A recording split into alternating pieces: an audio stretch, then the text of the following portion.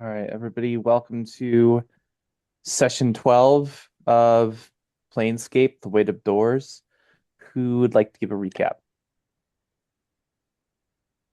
Well, we started out outside that building where the Dabbas were sealing it up, which is where we ended the prior session, and we just continued to watch the Dabbas seal up the building, speculating about what they were doing. Um, And how you might get Dobrin, people out. right, although we were so completely ineffective about that, we were really just wasting our time talking about how we might get people out and then not really trying to get anybody else out because we didn't really have any ideas on how to do that without getting attacked ourselves. Or Uh, like angering the Lady of Pain, which Cadeau, you know, espouses. right. Cadeau might well have attacked Um, us if we tried to interfere. yeah, I mean, you do whatever you want. If you interfere with the Lady Pain, you will pay for it. That's just the way it is. Right. But Dobrin tried to read the mind of one of the Dobbises, and that he didn't really get. I don't remember him getting much out of that. And Cadeau tried to manifest some sort of innate psychic link to whatever messages the Dobbises were getting. And for a brief period of time, he saw like the sort of underlying magical geometry of Sigil. It's like saw all the nodes that somehow connect all of the various portals. And there was something Maybe. like scary underneath it. That's all I remember is like there was some sort of geometry to it. And there were like nodes that were connecting things that at least I was assuming were probably nodes leading to portals or interconnecting portals. And there was some like scary force underneath it, but it was not clear that the scary force underneath it could well be the Lady of Pain for all we could figure out. Um, but he wrote a bunch of stuff down, at least what he could remember, but it started to like fade away like it was a dream. So he didn't have like a clear picture of it at the end. Um, Yeah, we I said, give me more time. I got to think about it. right. So uh I think then we sort of turned our eye back to what we were actually there for. After spending a whole day watching them seal up this building, they finally completed that task. Uh, Uthermath sent in Keelfu into the building through one of the windows, where the only thing we learned is that, as expected, it didn't seem like the people inside knew what was going on or were under any particular threat. They were just in there being sealed in and not sure why.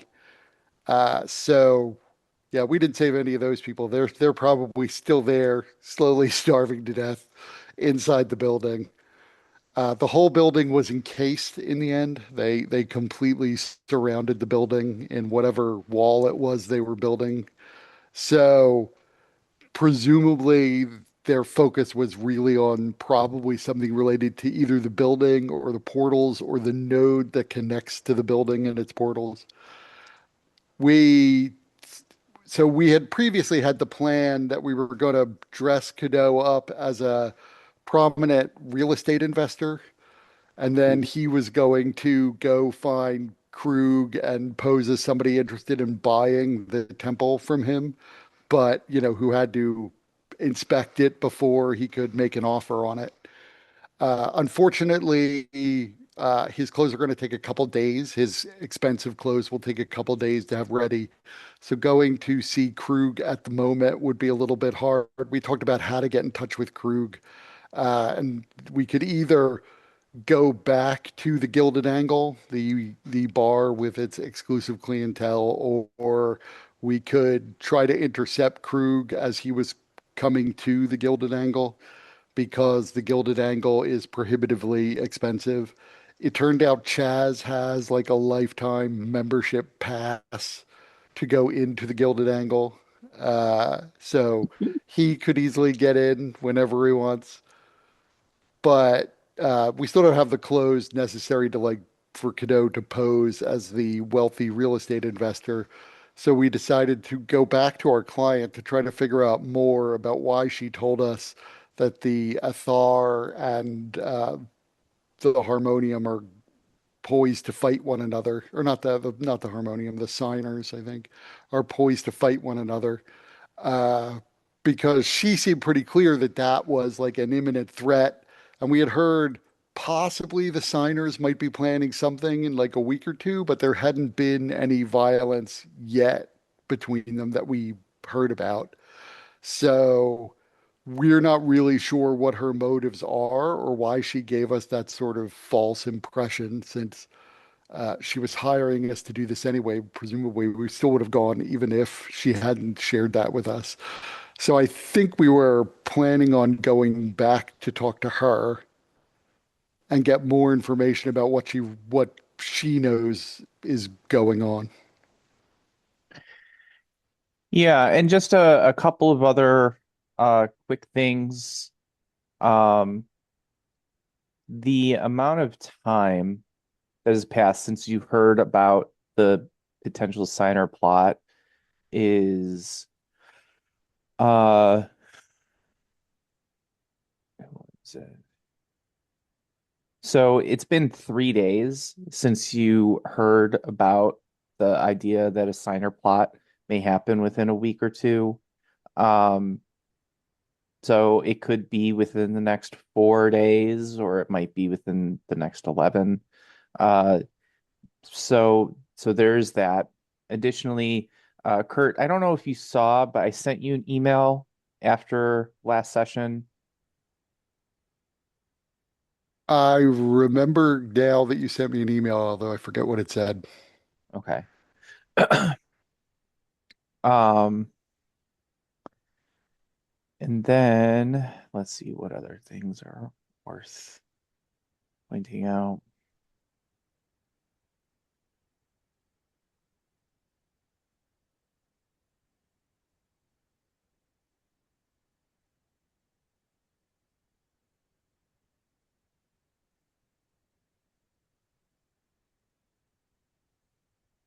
Oh, so another thing that you guys would know, because Krog Manathas does have a particular relationship with the harmonium. So there's always the possibility that you could try to make contact with somebody at the barracks, which is the harmonium headquarters, and see if there might be a way to uh, either run into Krug or manufacture an opportunity to run into him from that. Right. There was also another lead where we go back to that woman who buys debts.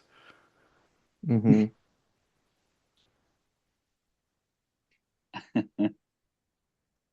All we got to do is have Chaz give her a wink, and we got whatever we need.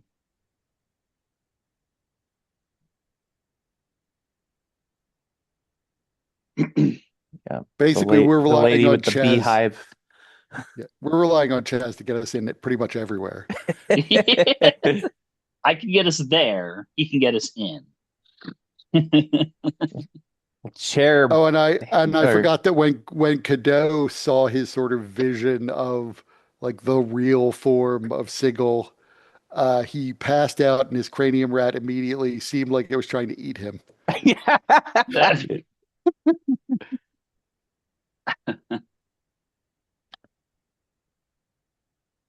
What was it, the library or the archives? uh oh so there was the beehive haired old woman Right.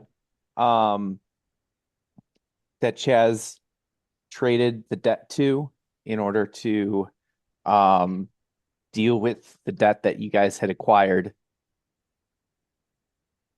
Yeah, but why would I remember we talked about going back um as like a potential lead, but Well, what okay, so the because the Hall of Records, you could potentially use that as a way of discovering where Krog Manathus actually lives.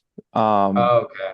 you could also try to gather history regarding the what might be available regarding the church. So um, potentially like previous owners or any kind of um, permits that were given related to activities around the church, in the church, um, things of that nature. And we also discussed pimping Dobrin out to Three Tooth to avoid having to pay her 10 jink to see what she knows. And he wasn't immediately like, no thanks. Yeah. Just more like whatever. Yeah, yeah, he's whatever.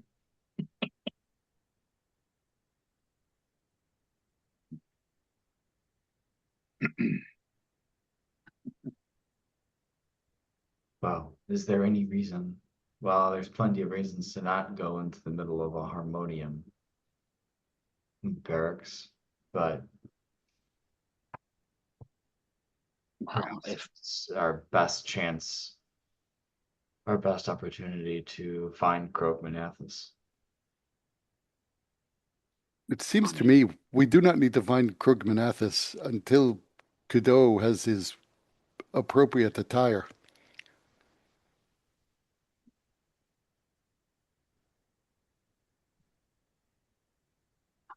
I memorized a face of somebody who is associated with the harmonium at least. That makes one of us. I mean, I can, and then I just like my form shifts. Because if I remember correctly, the woman whose like husband died Yeah, and then came Job. back without his memories, yeah, he was with the harmonium or whatever. So I I I asked her for a picture so that I could have the face,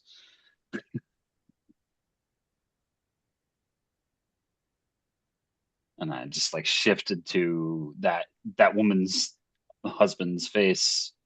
My God, I can go in like this. Kind of old, but it's fine.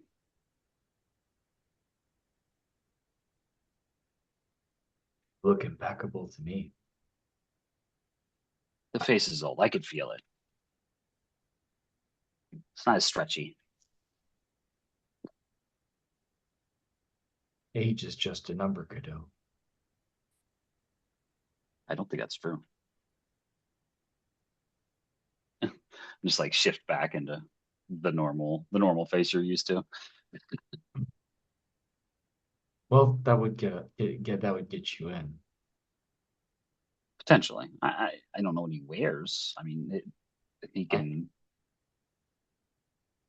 I Is there, suppose did they have uniforms? Did Yeah. Harmonium wear a uniform? Yeah, we can get our hands on a Harmonium uniform. Most of the factions do have some kind of uniform. The factions that are they're more about like uh individuality, like the sign of one. Um, and there's a couple of others I can't remember. They don't tend to have uniforms as such, since their whole thing is kind of being the one.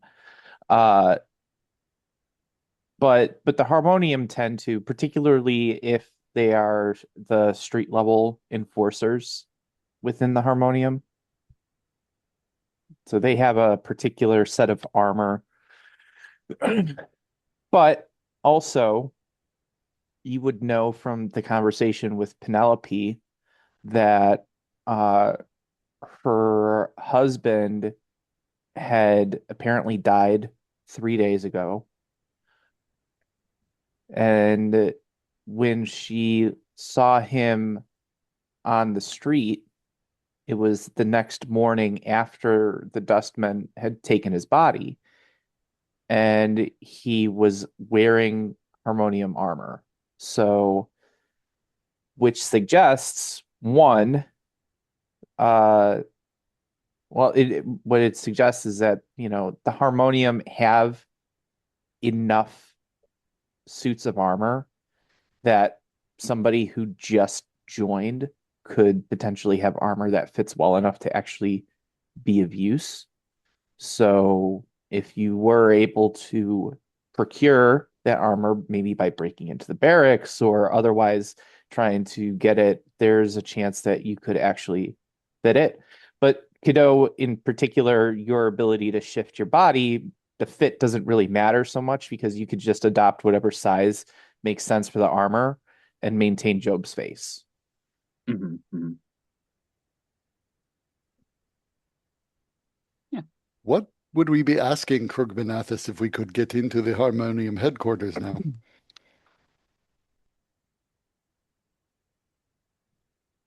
The Well, purpose of the ruse with the wealthy real estate investor was to get access to the temple. But Yeah. presumably he wouldn't just give access to Penelope's husband.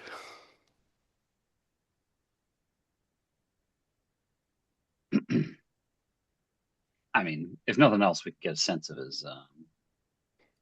Again, if this is only if we can make this happen, it might just be easier to catch him outside somewhere. But maybe we can get a sense of his schedule. Either way, I mean, I won't forget the face. So in future, the harmonium is always around and always a pain in everybody's butts. So you know, Hello, can you change into anybody? um, define anybody. Any being that you've seen. Well, I don't know if I can turn into like you. You're kind of big. I can get pretty big, but not that big. Well, what if you just turned into Croakmanathus and had us get inside the temple? I have to wear his clothes or wear something like it. He had some pretty nice studs. We're getting some decent clothes, but I don't think they're going to be like his level of nice. Maybe I if I mean, walk in with Jazz, it'll offset it. if he hangs out at the Harmonium headquarters. Perhaps he has a locker there that you could, or some stash that you could borrow with the I intent. am not sure if the Athar would know him well enough to recognize that he doesn't own a particular suit of clothing. I suppose that's true. It just might be easier. That might be the fastest way to actually get inside. But I am sure that they would know Chaz's face. We They were had the an same guys. altercation, right? But the ones we had an altercation with were probably coming from that temple. Yeah. I mean, I mean, do we think we learned everything we could from Brugg? We definitely did not get permission to access the temple. Well, right. But do we think we learned everything that we could learn from him, or that he would tell anybody? I mean, he seemed like he wanted his hands washed clean of. He seemed to have little interest in the temple besides a means to make money and, sell a piece of desecrated land.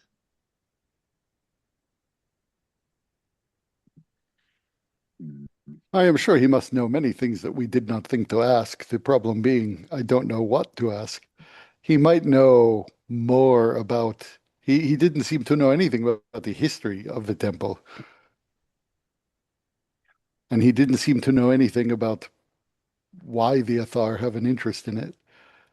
I don't recall that we asked him why the signers might have an interest in it,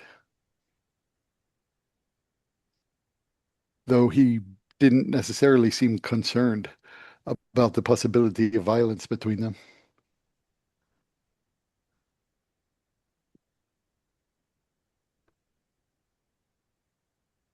I mean, We could summon Poundy McPounderson, and then you, in a disguise as the person from the harmonium, could arrest him.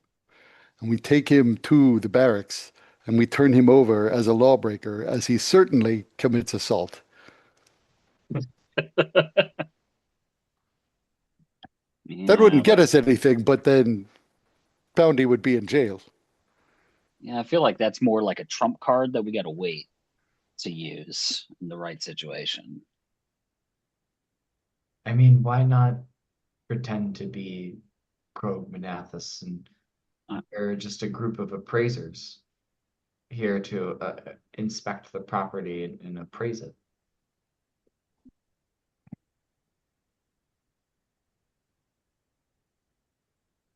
Hell, we could even forge, I don't know,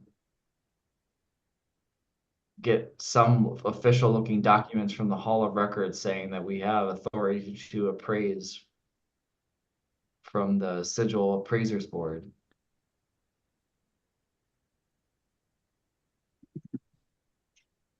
yeah, I suppose I could. Takes all the fun out of it, but yeah, we could do that. I mean, that's the goal, right? To get inside the temple. And we Yeah, we have means to get a way to get inside that doesn't involve walking into a harmonium headquarters. And we probably should. I suppose. And you see, like Kiddo, like turns his back and like stretches, and then whenever he turns back around, his ears start flapping, and like a trunk starts to form. Maybe I could do you. This is weird though. And I just like go back to my normal.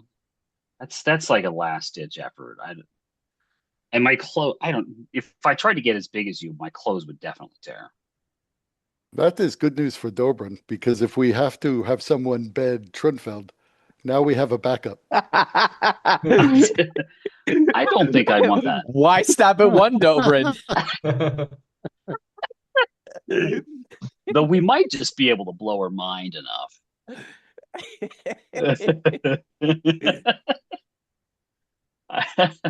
I'm like, I don't. I think Trunfeld is a little too old for me.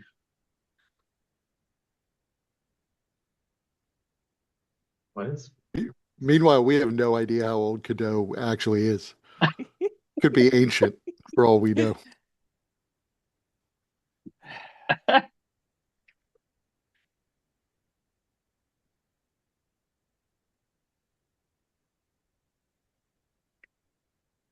Um, one other thing, just because it's something that your characters would know and remember, even if you don't necessarily know, like, aren't thinking about it as players. Um, Hoolister is still a possibility that you guys can use.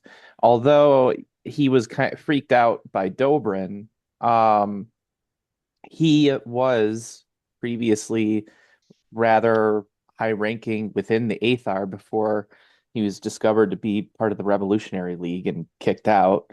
He would have direct information regarding the Aethar activities and what's going on in the church. It's just a matter of if you would want to take that route. Maybe if Dobrin brought him a peace offering. Or somebody else talk to him. I think it'd be better if it were you. Familiar face. It's very, very helpful. Trust me, I He know. likes he likes pictures of cats. We know what he likes if we want to buy him a bribe. Oh, sorry for stalking you, Hoolister. Uh, I just happened to find you again. Here's my apology gift. I think you got to trust me on this. Familiar faces do a lot of work around here because it's easy to get lost.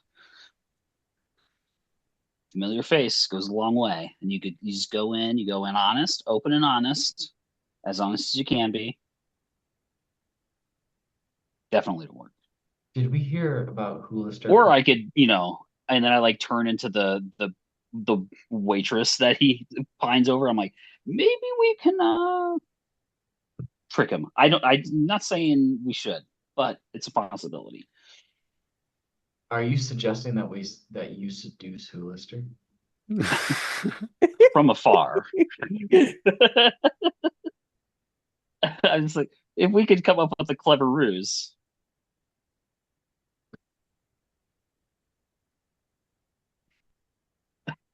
I think my first suggestion is the better one. If we go that route. I did not get the impression Hoolister wants to talk to Dobrin again. That is why I think it would be better if we were going to talk with Hoolister, it should be somebody else. And Dobrin preferably not in sight, otherwise he would get suspicious.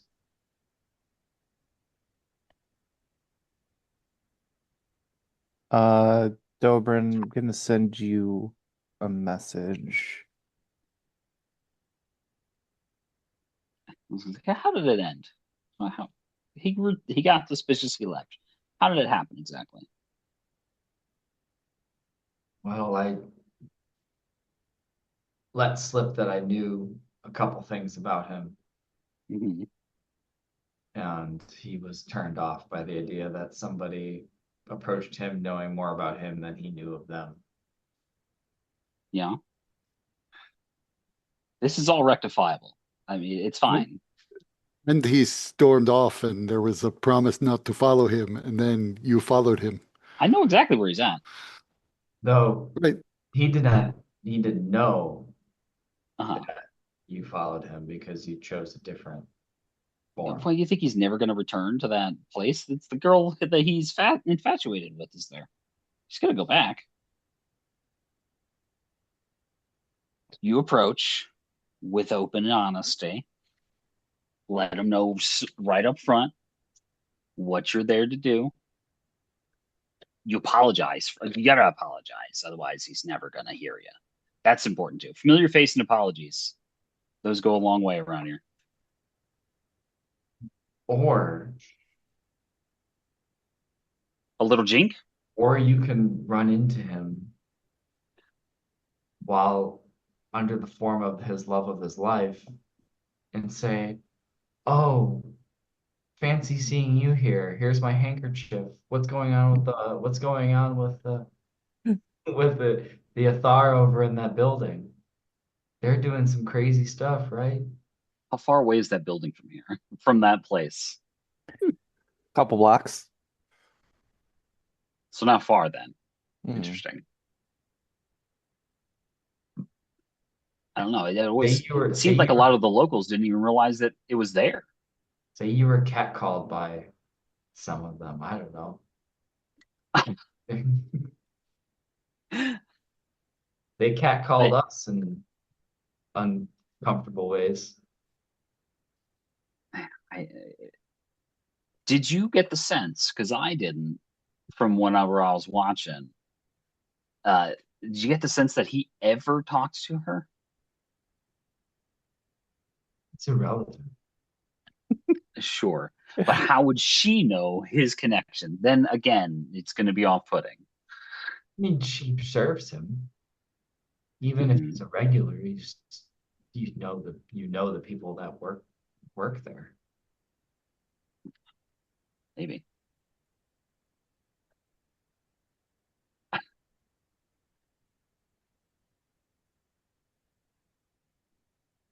I think there's there's a greater likelihood of that working than Dobrin going in for round two. I, I don't know what to say. I don't know what to say. I'm pretty sure I'm right. But we can do whatever we want. I just want to crack some Athar skulls.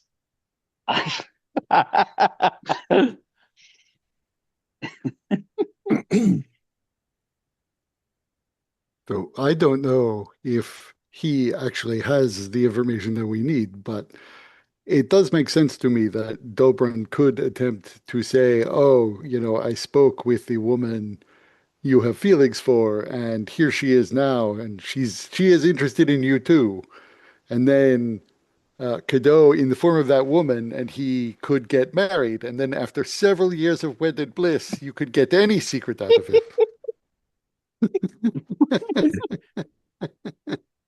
We uh, just have to play the long game. Nobody's tying this lady down.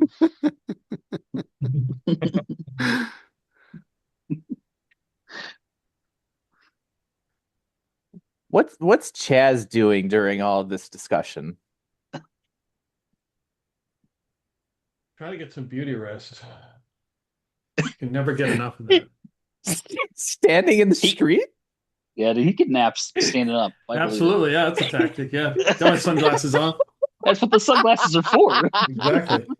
You Oh, close your eyes, you does have no idea. does Chaz have one of those like sets of chants, the chair pants where it looks like he's standing but he's actually sitting? Nothing so lame as that. Yeah, He's just got pure power that's standing him up.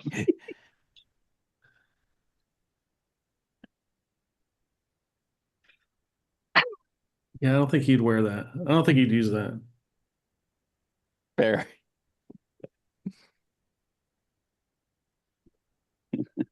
Hair wafting in the air the whole time.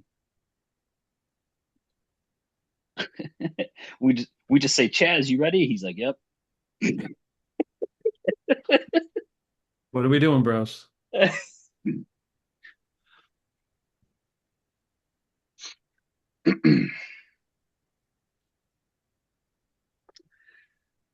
Well,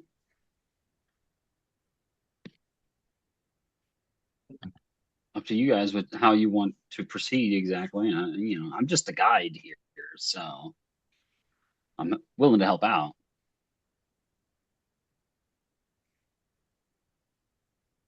Well, I think there's a better chance of either getting more information directly out of Hoolister or just going to the temple ourselves with Krog Manathas, quote unquote. That's probably the surefire way to get in, right? I think so. We're inspectors, Yeah, inspect property I'm for, bringing you in to assess the estate value. Yeah, yeah. And Chaz can check it for vibes. yeah, vibe check's always important. Mm-hmm. Bad vibes mean bad property, mean for a poor sale. So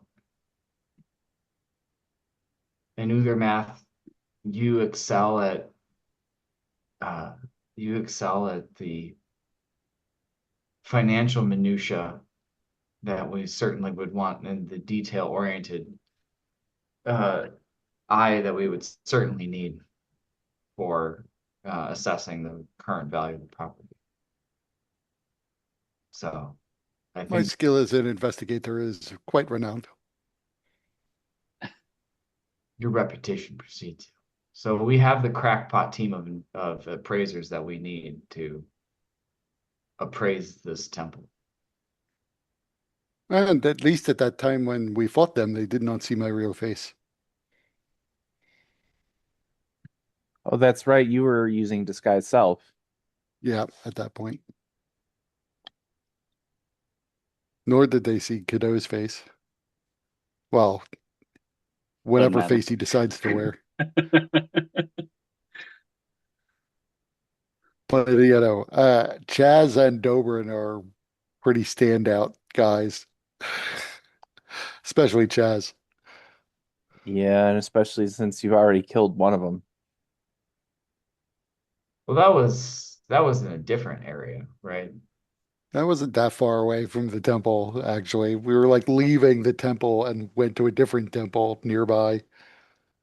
And they were looking for you because you were talking about their operations, and they kind of somebody overheard you and didn't like the way that you were discussing their affairs. So they sent some enforcers to make a point. They Uh just they just didn't know we were appraisers. That's why we knew their affairs. Yeah, you guys have come back with me as Krug. Do we have a picture of Krug? I forget. We've met him. I know we met him, but I'm just trying like I got to see the person. Yeah, I know he's like flamboyant, like or he likes to be the center of attention. I know that much. yeah, I mean you did see him like physically up close. Mhm. I just as a outside a game was curious. I wanted to see what he looked like. Oh, I haven't gotten character art yet. By the way, I do want to say, guys, I apologize. I haven't been keeping up the journal as much, but I'm gonna be improving that soon and catching everything up in there on roll 20. No worries. Our efforts to get into the building may work a little bit better if you had your expensive suit of clothes, though, I agree. or a harmonium uniform of whatever sort Krugmanathus wears. Yeah, I mean that's the trickier part. Like if we go there, are they even going to know who Brug Melathus even is? I'm sure they're I'm sure it's somebody in charge. Maybe not the boots on the ground knuckleheads, but the Well, we saw how smart those guys were. just be loud and make a ruckus and demand to that they either let you pass to get into your house or get into your property, or they can get the hell out and your agreement's over. Though it may be easier to approach the real Krugmanathus and get his actual permission first than it would be to approach the temple first and then later have to go to Krugmanathus if it does not work. Well, can you guys disguise yourself? I can disguise myself for an hour. Dobrin just looks at you with like a stone face.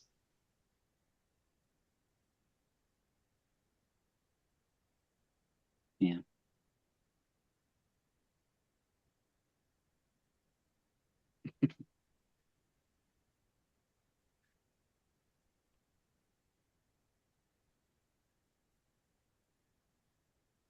Well, Either way, it seems to me we still have 2 days before your expensive suit of clothing is ready to be picked up. In the meantime, I see no reason not to go talk to our client Sareth. mm, That's sure. fair. You're the boss. So I no longer remember where we were supposed to contact Sareth. She gave us some place to go to. Uh yeah. Uh so and I think it was kind of left undefined. So we'll say that it's some kip within the area, not the ubiquitous Wayfair, but another place that she said that she could be found and would be staying.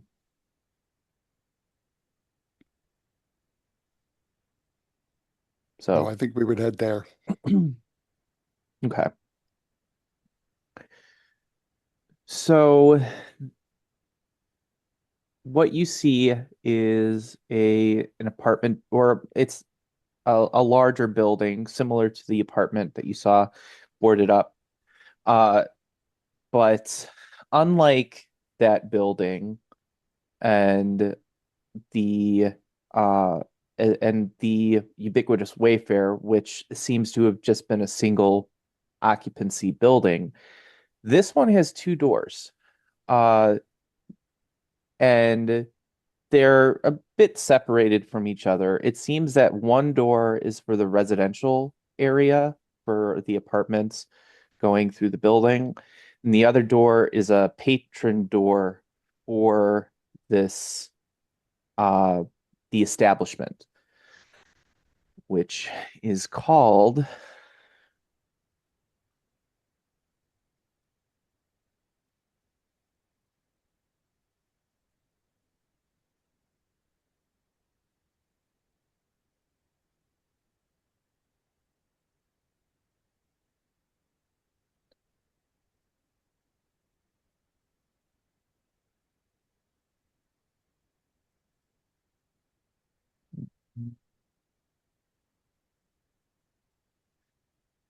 the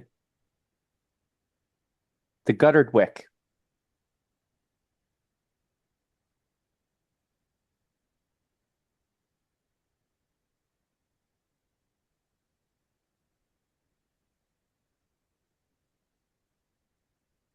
And you do see that the side there is it's interesting the setup, the architecture of this building, because it is all one single structure, but a half of the structure in terms of two walls that share a corner are much more of like it has like a patio area, like kind of some outdoors seats, and it has some patrons that are kind of coming and going.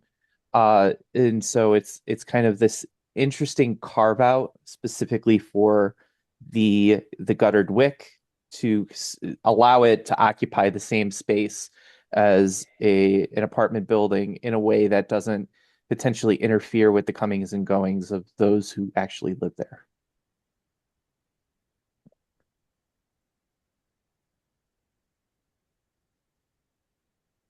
You see Okay. Cadeau changes forms again. Here What it is. into that Oh, elf Yeah. or what? is it time for our disguises, bro? No, I just new place. I always change. Okay, because I got mine ready, bro, when you need it. Nice. Puts on a different pair of sunglasses. How did you know? Like takes off the How did you know, sunglasses, bro? glasses Did you underneath. guess already, bro? Yeah. That's awesome. Whoa, who is that guy? I know, bro. Still is Brad though. Yeah, I shake my head and say a fine establishment has gutter right in the title.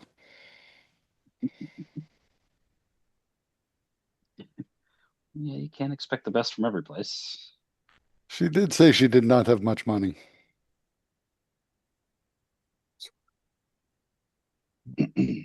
Hold on, sorry guys, 1 second.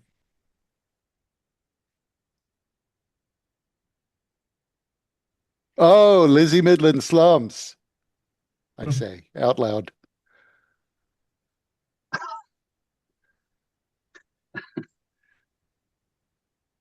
What?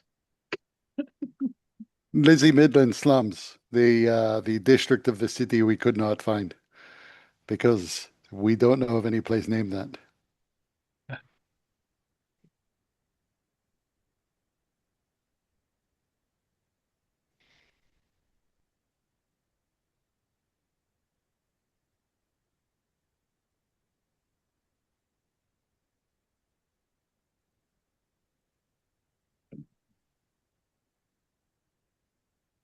All right, I guess we're taking a break. I guess, yeah, well, I guess we're taking a break.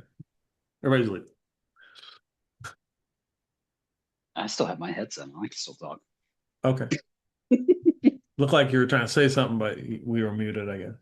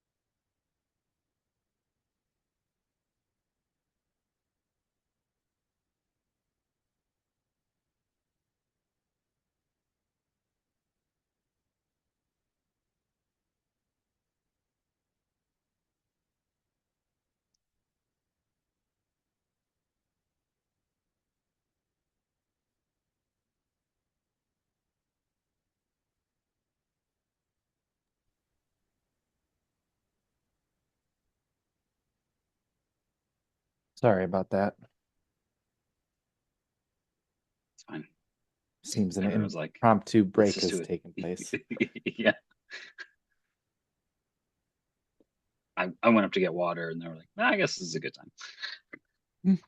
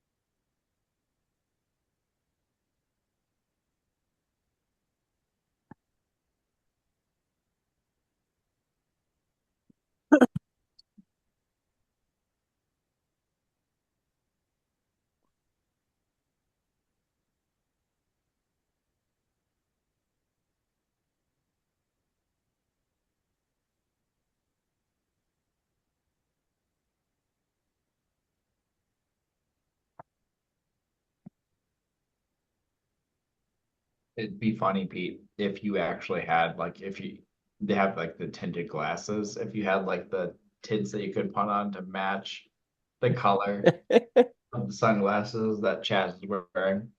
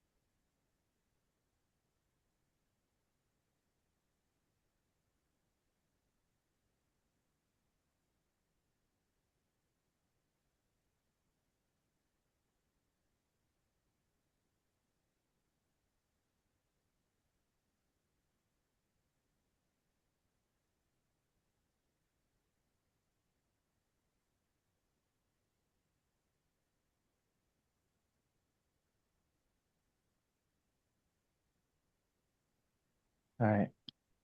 Sorry about that, guys. Uh, Lisa called me from upstairs, heard something crash in the kitchen, and was worried. So, um, so I'm sorry, I missed everything that was said when I left. Although it We was won. really, We yeah, got the, yep. High fives on the objective. We won. right. Yep, church secured. Yeah, we made it into the temple, solved the mystery. Everything's done. Excellent. Yep. All right, roll up new characters. Next adventure. Now, the only thing that happened after you excused yourself was that Uthermath out of like spontaneously said, "Oh, Lizzie Mislin slums," and Cadeau was like, "What?" That was about it.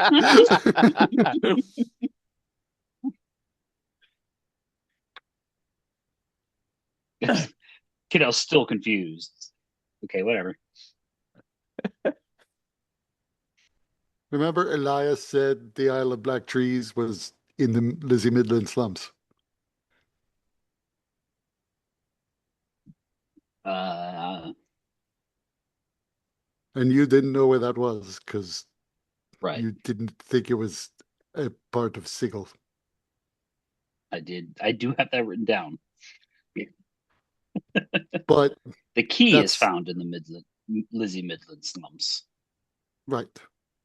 But he was, I think, killed shortly after he realized that, and then brought back.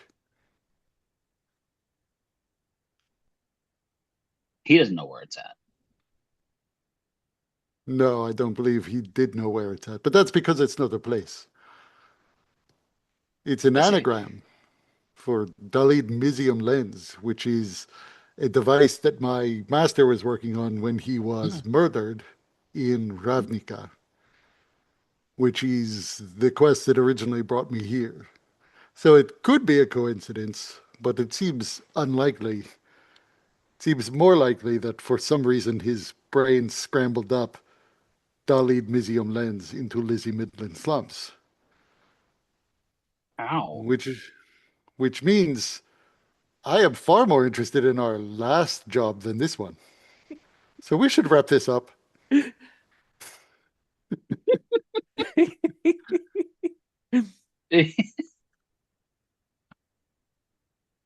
But there's no money in the last job. The job's already done. That's true, but I am still seeking to understand why my former master was murdered. And I have had no leads on his where his killer might be, so this is the best lead yet. Does he have any enemies? I would not have thought so. But it may be that he was killed for the Mysium lens that was taken away.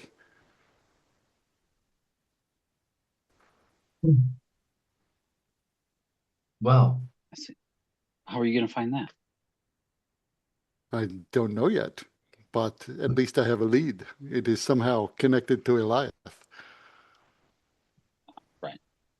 What if he was the one that killed your master? That is entirely possible. But I am not necessarily seeking revenge. I am seeking understanding. And if I can find and recover Dalid's Mysium lens, then that might go a long way, assuming I can get back to Ravnica, to allowing his life work to continue. Are You you don't not plan- continuing it? At the moment, no. At the moment, I am trying to figure out what happened to the lens and why he was assassinated. All I really knew was that his assassin came from Sigil. You don't plan to stay in Sigil.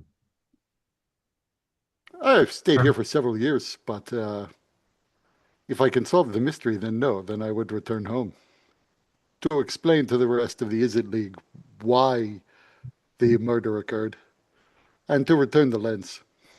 Is it a league or not? It is a league. Okay. Okay. I make this joke about is it all of the time, so don't worry. No, I got the joke, but Uthermath would not have gotten the joke. Yeah. Kiddo probably is a joke. He's like, is it a league or not? But I get to make the joke in a D&D game, so it's funny.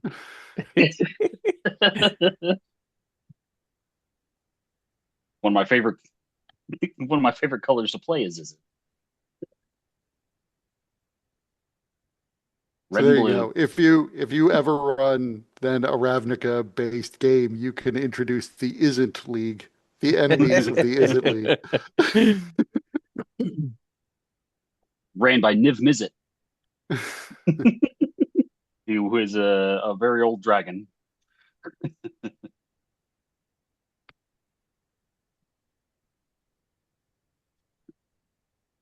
So But I suppose for now we can find Sareth since we're already here. I feel like we've been standing in the lobby for. Are we in the lobby?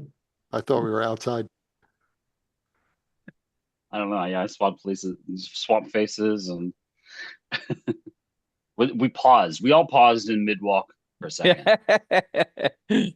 Everybody had to Yeah, go. well, yeah. Yeah. We paused Spectators needed outside. to pee.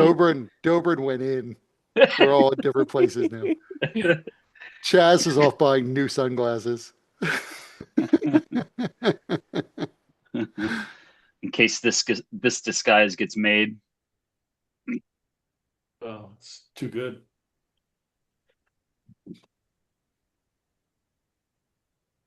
So yeah, I guess we'd go in and see if we could find which abode is hers and a way to contact her. There's Um, equivalent of doorbells or a attendant. well, the Guttered Wick is just like a bar. So you can just walk in, um, because it doesn't seem like she gave you directions to an actual apartment, but to this establishment. Gotcha. No, I mean, I would walk in, and assuming I don't see her, I would probably go to the bar and Um, say, "We are looking for Sereth Valmora. We were told that she frequents this location by her." so as you approach, you see the barkeep is tall and lean, probably verging on like nearly 7 feet tall. Uh, at first, their back is to you, and it seems that they're wearing a fully woolen, like fluffy wool shirt with no sleeves.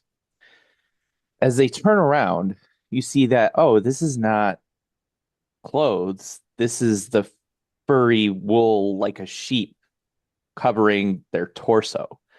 And their face is like a creature that you can't quite place. They have eyes kind of like a lemur, but tusks kind of like a boar. And they look like they have scales, but only going up the ridge of their nose and a little like goatee hanging off of their pointed chin. And he says, "Oh, Sereth, Sereth Valmora. Yes, Hmm. And who are you to ask for Sereth?" my name is Uthermath. She hired me and the Blue and True investigation agency in order to look into a matter. She told me I could find her here. Ah, yes, yes, yes. She has mentioned that. Um, oh, where is it? Uh, this place is such a mess sometimes. Here it is. And he hands you a letter, and it has Blue and True written on the envelope. She said this was for you. So I will take the letter, but still sort of staring, taking in the details of his face. I will say, "May I inquire, what species are you? I'm not sure I ever encountered one of your people before." What species? What species am I? What kind of question is that for civil talk? I have just never seen such an unusual looking person before. Unusual. Is that how you describe me? It is It how I is. just described you, yes. I I apologize for my friend. If it's any consolation, he asked the same. He said the same thing to me when we first met. And they're friends now. Your friend is a addled cold buck. Yes, he Such is. rude manners. I was merely asking a question. Well, Some people just don't know how to answer questions. He's a very straightforward person. It's no offense. it is the utmost ignorance to just ask, what what are you? I've never seen someone so blue. I mean, it's ignorance. Not, I mean, it's not ignorance where he's come from. I think that's the case. Um, I am a Vidalgan, if you were genuinely asking.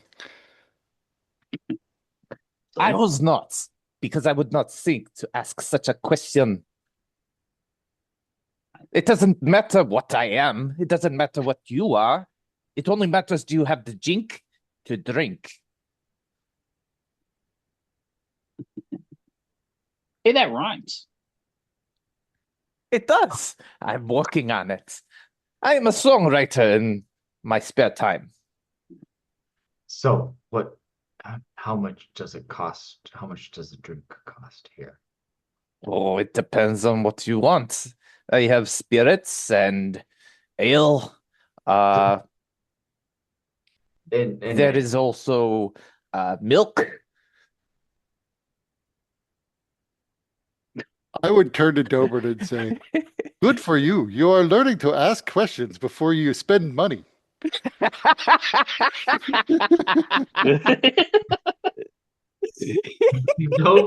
Dobrin turns to Uthermath and just gives him a side glance.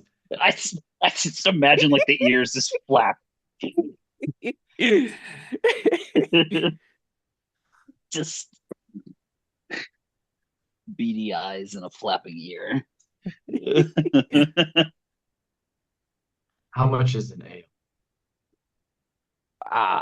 I have stone piss. I have uh, brewer's bot.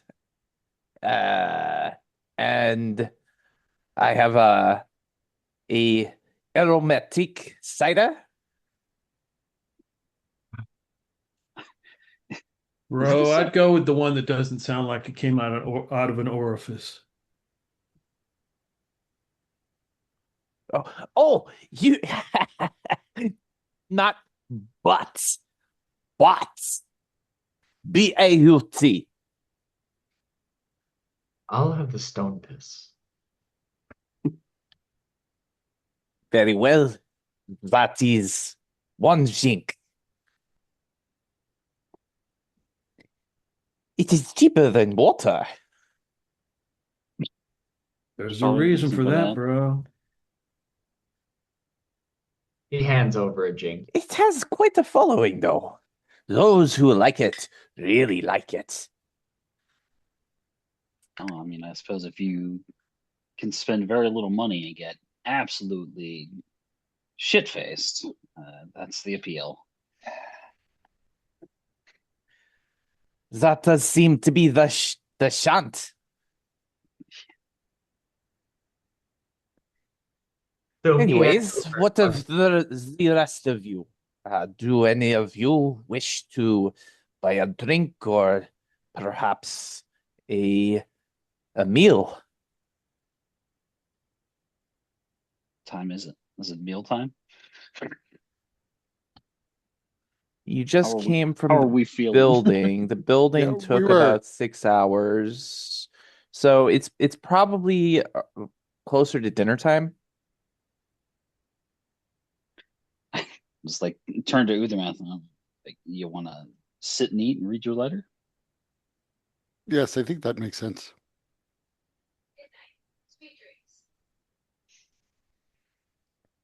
What sorts of meals do you offer? Well, we I make a fairly good uh uh how you say Please don't say meat hunks. Please don't. burger.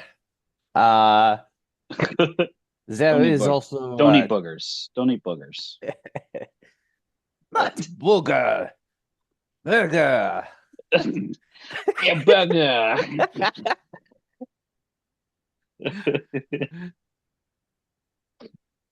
Uh there is also cheese soup. Uh Cheese soup. we We what? Isn't that just watered cheese? oh not Yeah, just watered cheese.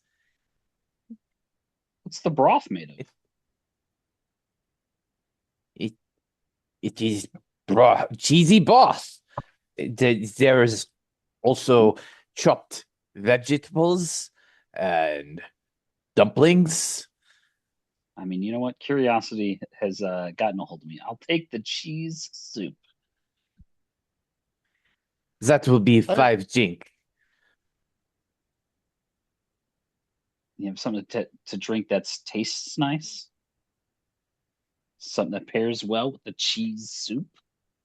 We do have some good wines. It just could be an okay wine, honestly. Would you like the red, the white, or the blue? I don't think they're supposed to be blue. It depends on what you make the wine out of.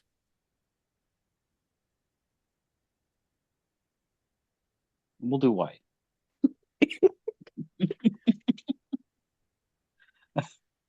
How much for the chopped vegetables? Oh, this cheese soup has chopped vegetables. If you want just chopped vegetables, I can prepare. Uh, there are the uh root vegetables, some peppers, some cucumbers, and a also carrot. I will try the cheese soup as well then. Ah, very good. Would you like a drink?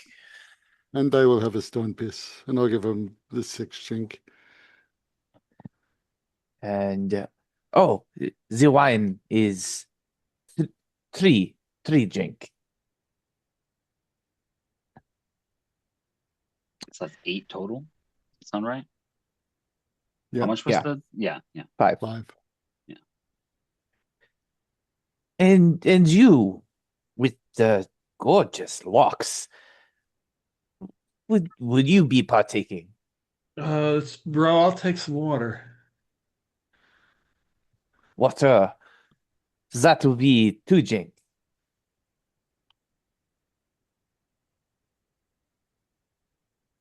And would you like a meal? I'm good for now, bro. We'll see how these other bros do. Very well. So he goes and he prepares the food and the drink, and as it's ready, um, if he does invite you to go sit and he'll bring it where you want, or if you wanted to eat it at the bar, you could. It's up to you. The place is fairly busy, but there are a couple of free tables if you wanted. Yeah, I'll move to a table and then open up and read the letter. Uh, so the letter essentially says that Sarith Valamora had to step away due to an urgent matter. You would remember that when you first met her and she came to seek your support, she had gotten an alarm spell had gone off for her, and it caused her some distress, and she had to leave fairly quickly. So the note basically says that the alarm has caused her to have um to travel for a bit, and that she will be back in a week. Is the letter dated? It is dated for the day that she met you guys. Just 3 days ago. No, that was closer to 4 or 5 days ago. Because you guys learned about um the potential signer attack 3 day 3 days ago, but you guys got the case before then. And you'd get done some investigating before hearing that.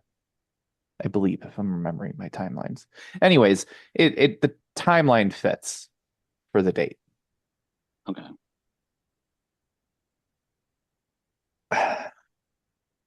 Uh, the note also goes on to say that if the you can provide evidence that the issues between the sign of one and the Aethar have been fully addressed, that you could leave them with the barkeep, and that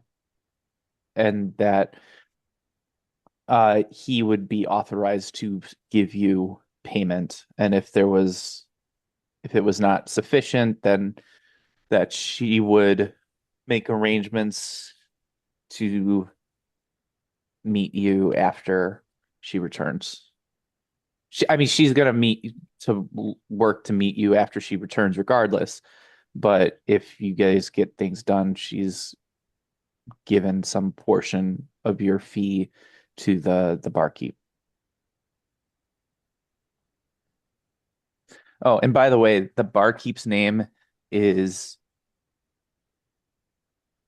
Knockfall.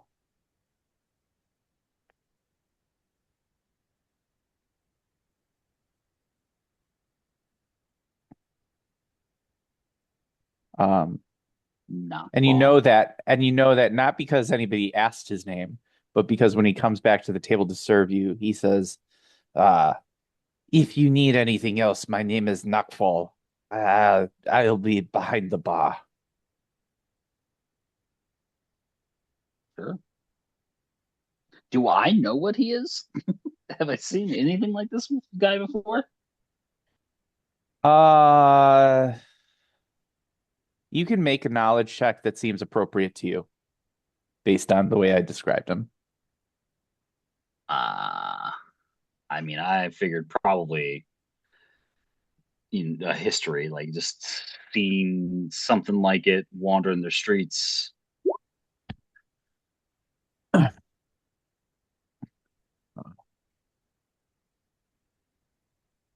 Now to Maybe I see don't know if you exactly what he is, but I mean, maybe he's now to see if you want high or low. Uh, yeah, you've never seen anything like him before that you can recall. all right. It's clearly a sore subject for him, so we'll leave it be. I'll ask Sarah whenever we see her next, or either will.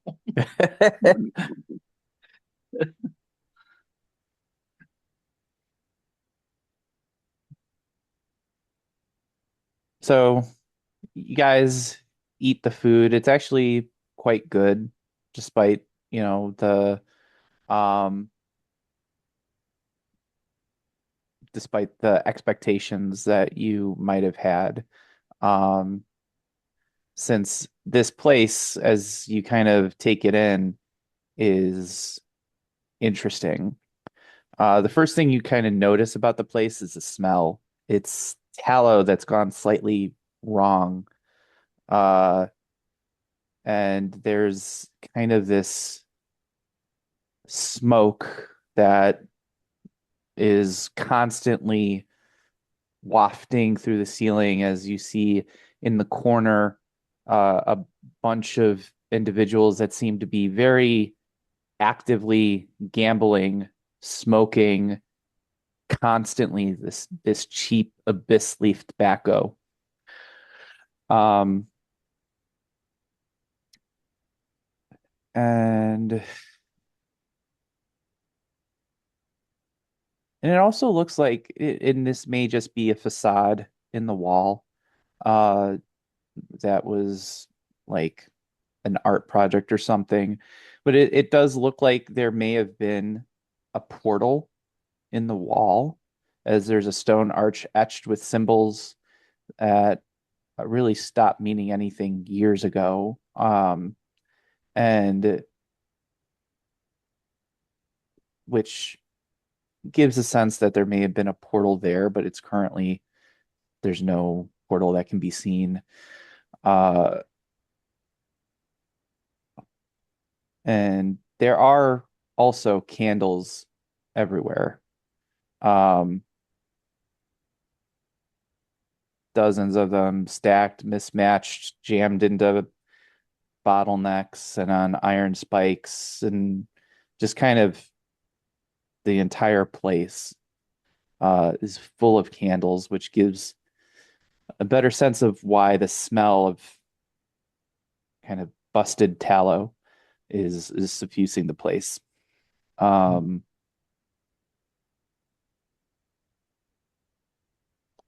so so that's what this place kind of looks like.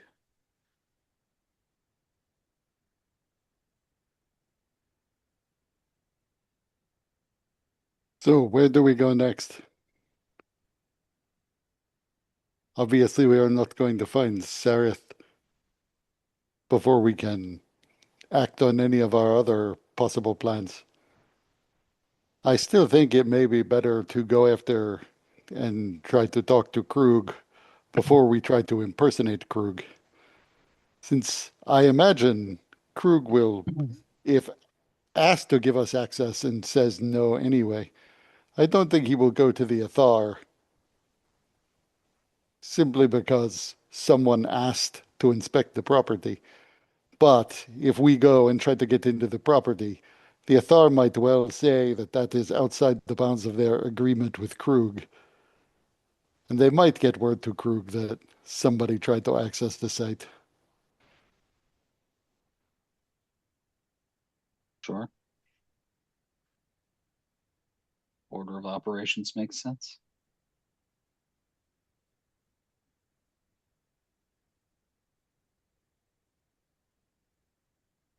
Though we could also go in the meantime, since we still don't have the expensive set of clothes ready, go and visit, what was his name? The guy who's in love with the waitress, Coolister.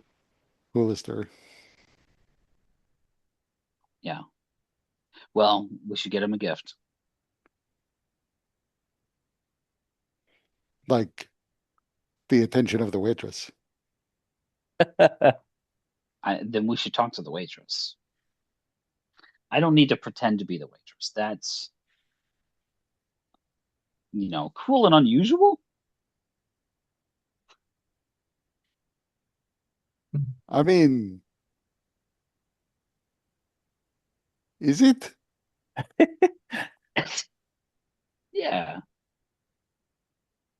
I mean, I've heard the term before. Yeah, I think they call it catfishing.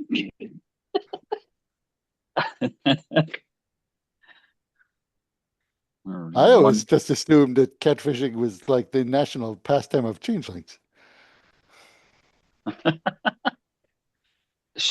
I don't know. I've never met another changeling.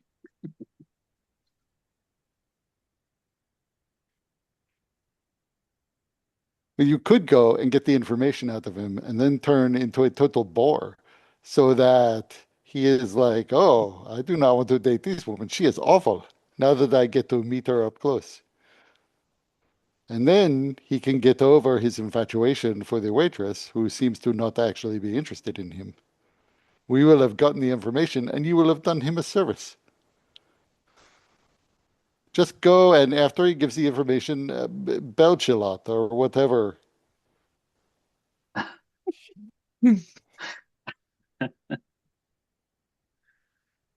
Reveal But he'll some never. places that are shouldn't be hairy, but are very hairy. You sure that's gonna not that might be have the opposite effect, bro? You never know. Yeah, I mean, Dobrin would know best. I think he talked to him directly. Did he seem like a disgusting type? No, Who? he seemed like Hoolister. wrong time. Hoolister. He did have preference for the bottle.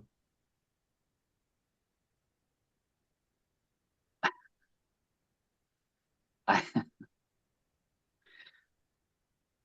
Or if you go and meet him at his domicile, you can insult all of his cat paintings.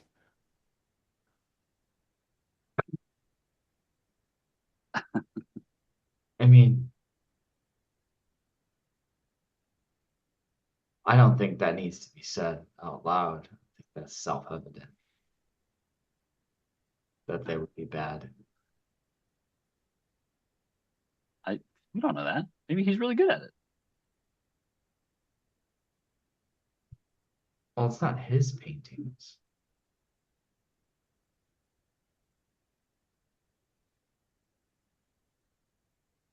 Where do they come from again? Just be bad from a decor perspective. I mean, if it's just cats, it's fine. But if it's like cats sticking their butt in your face, then maybe that's no good for the living room. That would be pretty funny. In the living It's, room, like above the mantle is just like a cat's anus. it's, it just reminds me of an episode of fucking Bob's Burgers. Linda's sister's like painting animals, and every one of them is this fucking butt right there. You know what's really funny is before we ever saw that episode of Bob's Burgers, Lisa decided to draw a cat butt and actually framed it and hung it up on the wall. One of my favorite lines from any show ever is in that episode because Bob is like going and defending Linda's sister, and by taking a paintbrush that's like dipped in black and just like poking the butts of all of the animals. So it has that look of a butt. He's like, "You get an anus, and you get an anus. Everything is an anus." And then Gene, the son, is like, "This must be what God feels like."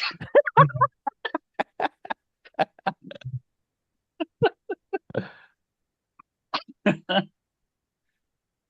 don't know why it just fucking got me, and I'll never forget it.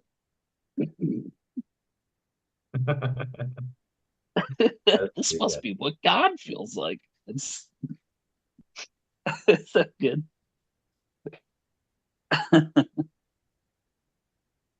I will not play God with this man's love life.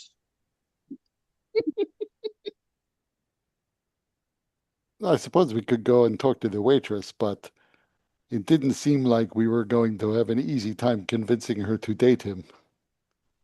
I, sure. I don't think that's the And goal. also, Is just that they just I need to was talk. I was assuming that you would pretend to be her so that you could then get the information out of him. Whereas I doubt we could feed her questions to ask him to get the information that we would like out of him. Mhm. Yes, that That seems seems like a lot of extra steps, bro.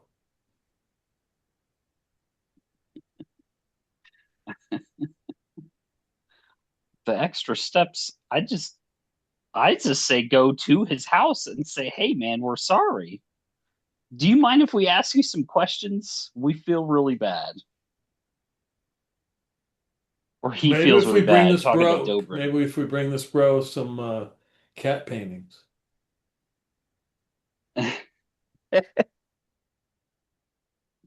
Start we bring crafting. him all right. We bring him all cat anus paintings. I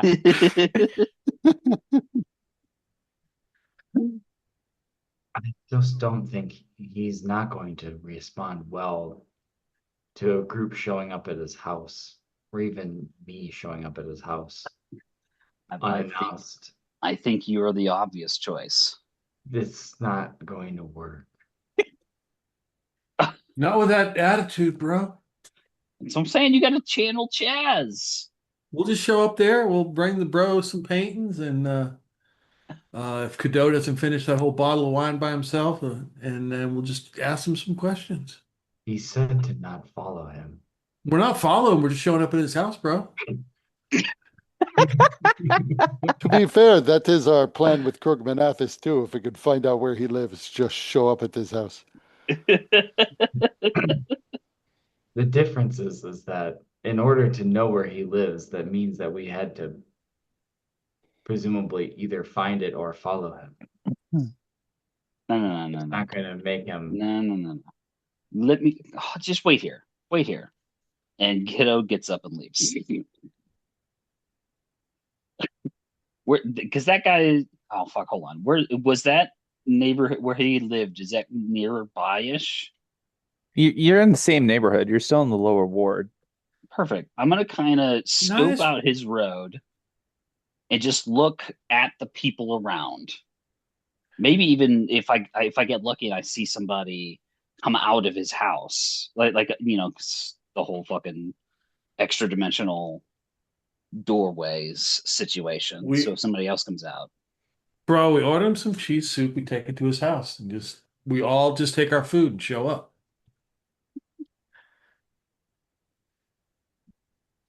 Well, Kiddo is already gone. Uh, so what is it that, so one, it takes you about 20 minutes to walk to the area.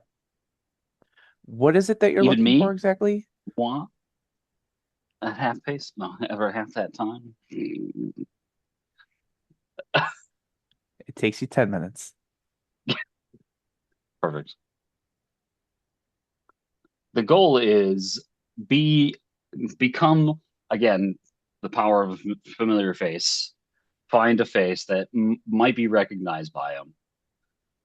Um, the goal being I just pretend to be, oh yeah, here he lives here, and we knock and I'm like introducing the rest of them to him. So I just want to be a somewhat familiar face that I can put on Okay. for his sake.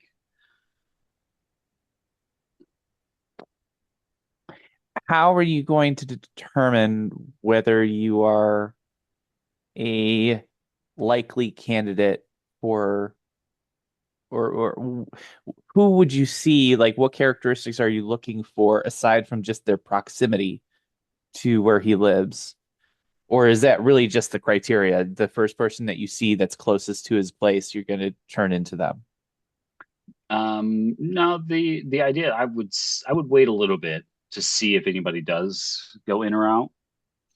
Otherwise, as I sort of watch people, I'm looking for people who are seem quite familiar with where they are. They're walking with a sense of purpose, like they know where they are and how to maneuver through these sorts of streets. Okay. People, if you go to another part of the city, you could get lost easily, sort of that situation. Yeah, I mean, I think that though you would be able to sense that without even needing a check, that you would be able to pretty accurately determine that. Um,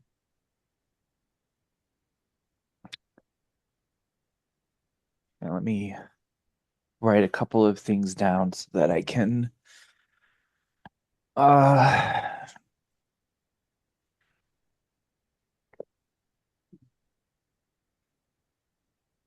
determine how to adjudicate this.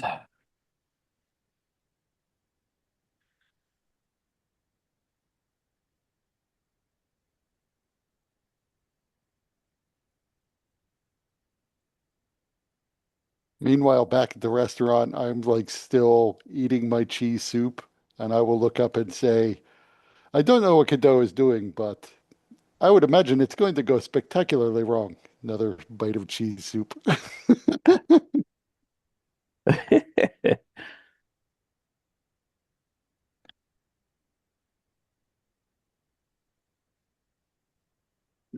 Listen, I only fell in the sewer once.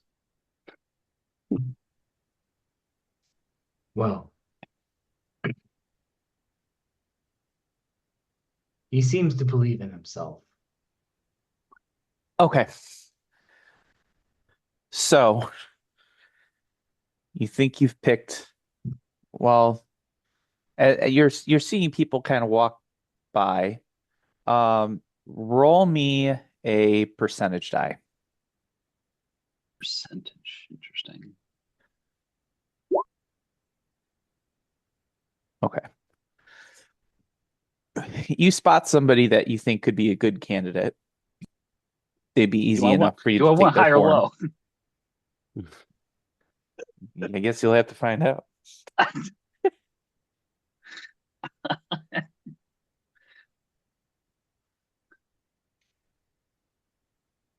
This is one of those instances where I might want to use inspiration if I knew. You could do that. If If you I use knew. inspiration, I will also tell you the scaling before you roll. But you have to commit to using the inspiration. Like, I'm not going to say what it is and then you take it back and be like, no, I'm not using the inspiration. Also, it's an action point. God damn it. Get your game straight.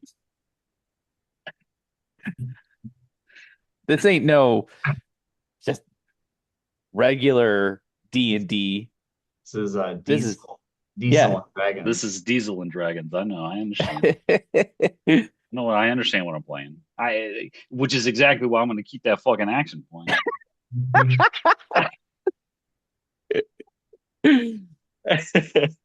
It's good enough. We got Chaz. Okay.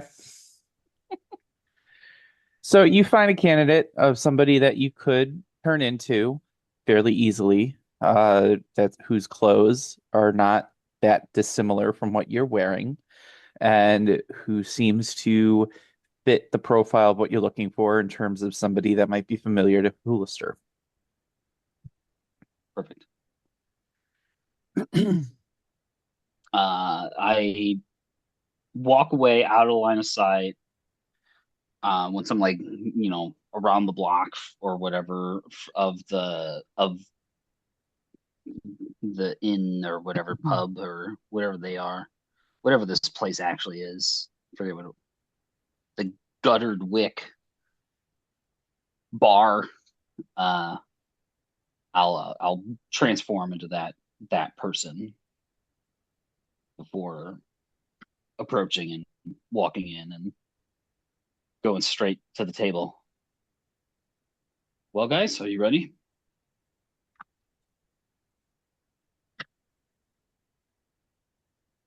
You're transformed into this guy right Yeah. now?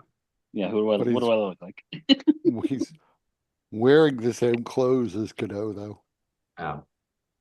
Yeah. But Dobrin's blind, so how does he know? I could see your clothes. Ah, you found a suitable form. Maybe. We knock on his door. I say, hey, these guys were looking for you. Get a gift. We got the cheese soup, bro. Eh, I ate the cheese soup. Was it good enough as a gift? To be Pretty used as a gift? good. But I don't think anybody would want it as a gift if you're coming to like and you're like, hey, let's have dinner. I brought some cheese soup. I mean, it would be welcome, but it's not like, oh shit, you brought the cheese soup? Dope, we're down That's what we or need, though. whatever. That's what we need. Is the oh shit? That's what you brought us? You brought us pizza? Is there a pizza place around? There's not. We're all right. So first things first, we got to make a pizza place. We're playing the long game first. This is the proper long game, not me Yeah. impersonating a fucking waitress. Yep. We need to go and scout locations. Look, Marrying a plan wasn't- dude. you're right. Have a with him few for 3 kids. years. We're just going to turn this game into two guys, a girl, in a pizza shop.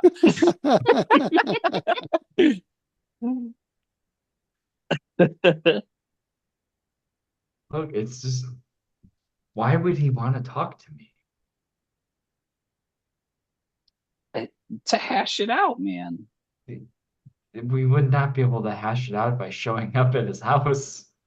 Said not to follow him. Bro, he'll It's- have no choice but to hash it out because we'll be right there. Yeah, it shows that you're putting in an effort. You searched him out Even if to you say bring the that you're cheese soup, sorry. bro. Yeah, There, bring him some cheese soup. there Get some may bread be- with it. there may be a chance if we did this at the bar that we met him at, Sure. but there's You want to go to the bar? we it's a better it's a better shot than showing up at his house. Oh, well, that's what I'm there for.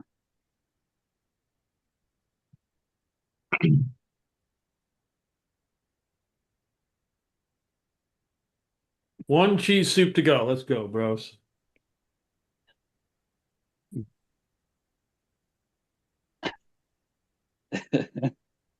Does Sickle have like Tupperware or styrofoam containers to carry soup from place to place in? Steal this dude's bowls, this thing's. I don't know what it is. I don't know if it's about if it even has genders.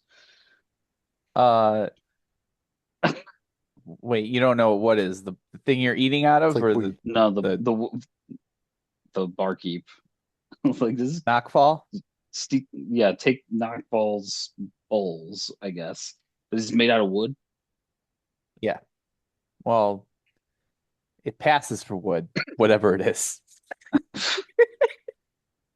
Is that I me? would like Dobrin goes, spills the cheese soup on him. You get there. Listen, I was trying to bring you cheese soup, but I spilled it. I'm sorry.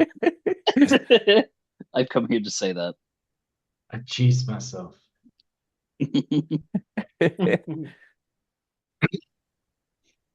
Fine. So you are a friend of his. Presumably, that's how we would know where he lives. Yeah, in the area, from the area. I'm somebody from the area.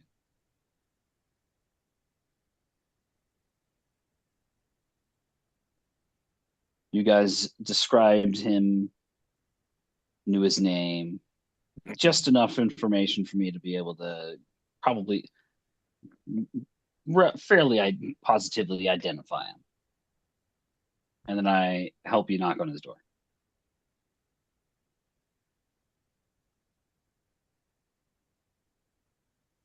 Very well. Let us get on with this terrible plan.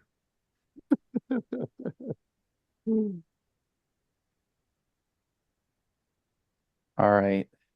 So you guys are heading down there all together? We've got 5 jink for the cheese soup, right?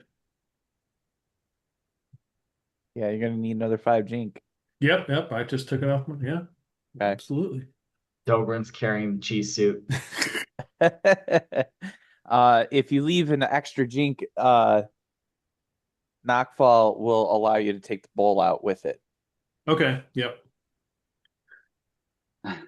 So we could save one jink if you just like store it in your trunk.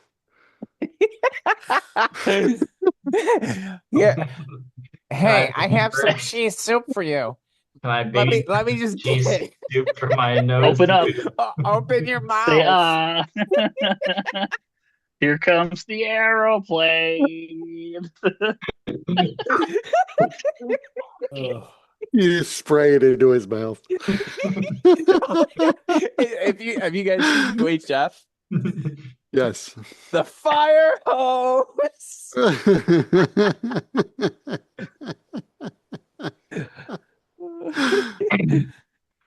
Well, that's one way to form a bond. Yeah, Trauma bond. Got any yeah. I mean, got any plastic bags? We can just put the soup in that. if he sticks with you after that, you're good, man. You are absolutely. Just it's cultural differences because among Loxodons, this is like Mm, the height of good manners. yep.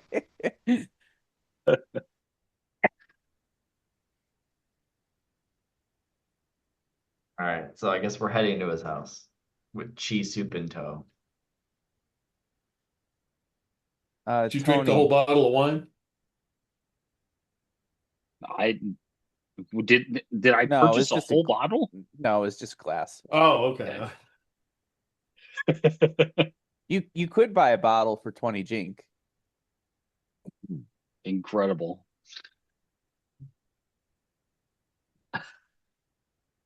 I mean, if we get the bottle, we say, "Hey, all right, man, bring out your glasses. Let's sit down, have some soup. You have some soup. We all drink." Mm-hmm. We'll We get sort drunk. we sort this Yep. out.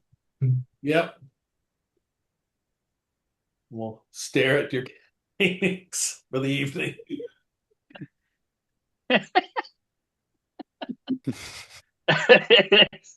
What lovely decor you have. Yes.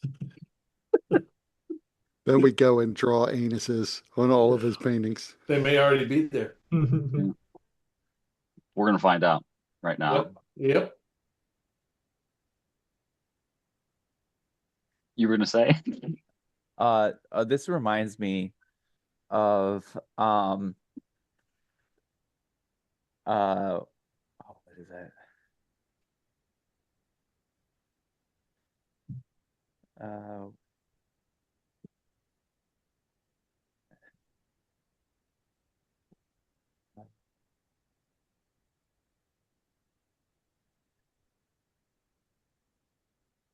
Uh, th this reminds me of the song Bartender by uh T-Pain, where he's like where is it? She made us drinks to drink, we drunk them, got drunk. That's what I'm picturing. You're just gonna go to this guy's place and just It's just force them to get drunk with us. and now I know she thinks I'm cool. So, I don't know. There's something funny to me about that. So, okay. You go to his place. Uh, Kiddo, roll me Mhm. another percentile.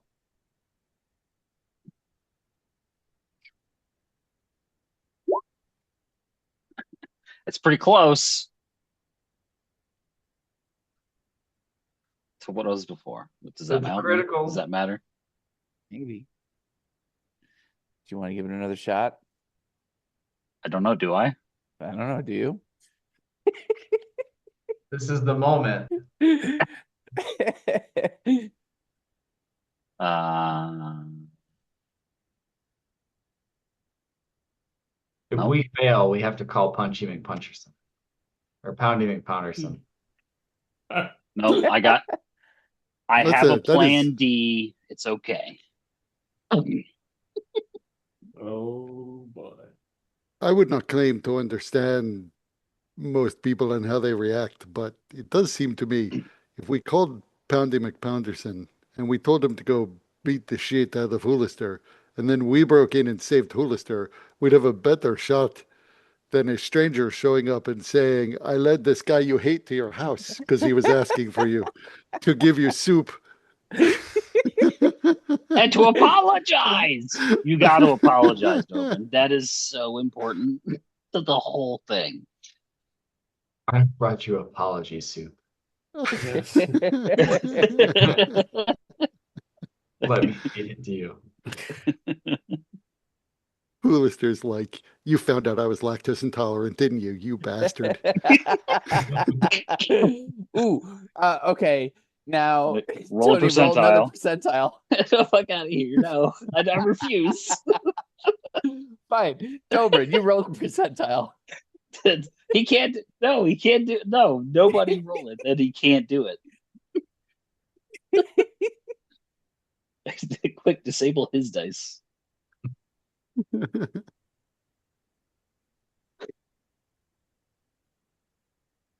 Now, was the range that he might be lactose intolerant less than 50? Less than 90? I don't know. Was it? We'll find out when he responds to the cheese soup. Yeah.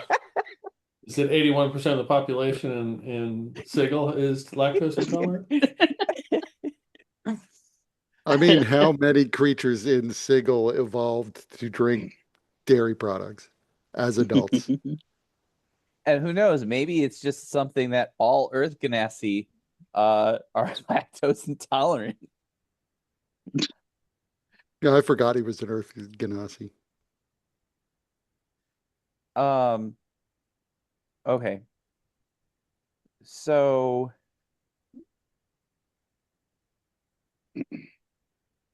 you go to his place and there there is a system. It's not quite ringing a bell, but it is an a similar enough analog that it's ringing a bell to get his attention. Uh, he comes out. Now, how have you guys organized yourselves outside of the door? Dobrin would be let Cadeau be in front. It occurs to me as a player that Cadeau would be better at this than I am, and likely would have spoken to this person that he's impersonating, so Okay. that he can at least get a voice. Okay. Just like a quick conversation, sort of back and forth. Hey, where am I? Is that? Oh, yeah, so that sort of thing, like getting directions. So I know what they sound like. I will. I would be in the back, hiding as awkwardly as I can behind Dobrin. Uh, good thing Dobrin's pretty big to hide behind, although I think you're taller. I'm like 6'5". I think I'm up front. And also I appreciate you like saying that, Tony. I hadn't even considered the voice thing, so just so you know. Okay, It good. wasn't that wasn't part of the me having you roll or anything, being like, is he gonna recognize his voice? Uh okay, so Coolister emerges, he sees you, and then he sees Dobrin. What are you doing here? He said he was looking for you. He wanted to apologize. He brought soup. And Anyway, who are you? I recognized the description, and you were here. I'm going. I leave with him.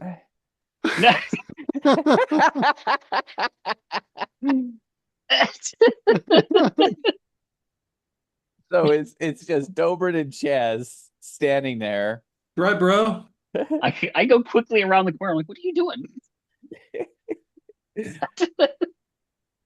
My social anxiety is far too high for that sort of situation. I was gonna go back. Why? For Plan D.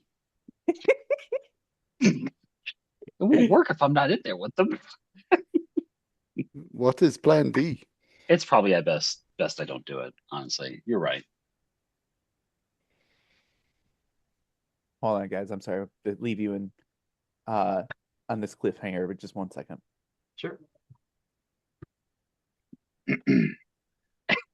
I imagine like as I was walking away, I like sort of like peer back, and then like in a moment when the guy wasn't looking at me, maybe he was looking at you. I just like try and catch your glance, just to like mouth to you like apologize, apologize.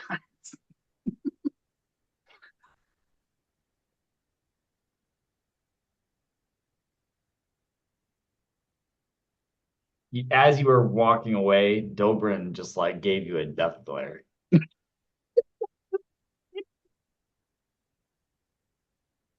To be fair, I did plan on coming back, but then that Yeah, that would be awkward to right. leave him here. Honestly, what happened is I felt so socially awkward that I just started speed walking away when I thought that Cadeau was making a break for it. I saw my opportunity.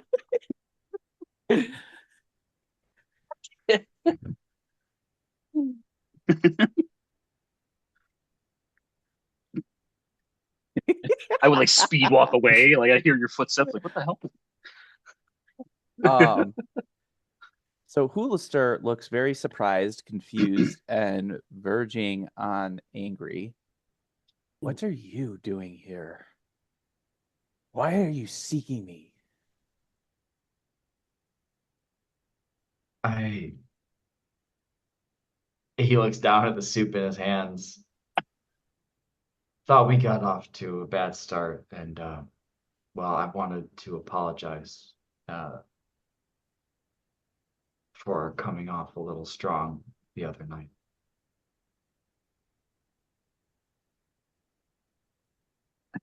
Um,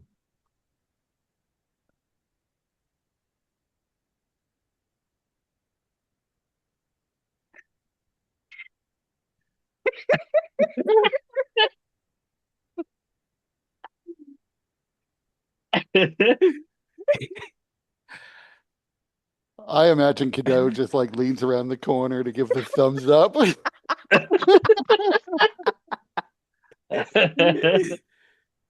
the It's yeah, around the corner. It's like, you're sorry you lied. Come on. yes, I'm I'm sorry. I I should have been more forthcoming. The truth is that I think there are very few people that could actually help me and my compatriots with the problem we're having. Um, and you are one of them. Sigil is not a very friendly place. It hasn't been since I've moved here, or since I've arrived. You can see he's got kind of a stone-faced look, which is funny because he's an Earth Genasi. Yeah, it sounds like it's just normal. uh, but then he looks at what you're carrying and says, "Is that cheese soup from the guttered wick?" It is. I hope you're not lactose intolerant. Very much the opposite. You're lucky that you came around dinner time. Come on in. And he invites you and Chaz in. Hi, bro. Nice. I just like turn to Uthermeth. They're in. That's surprising. I told you it worked. Perhaps you were right.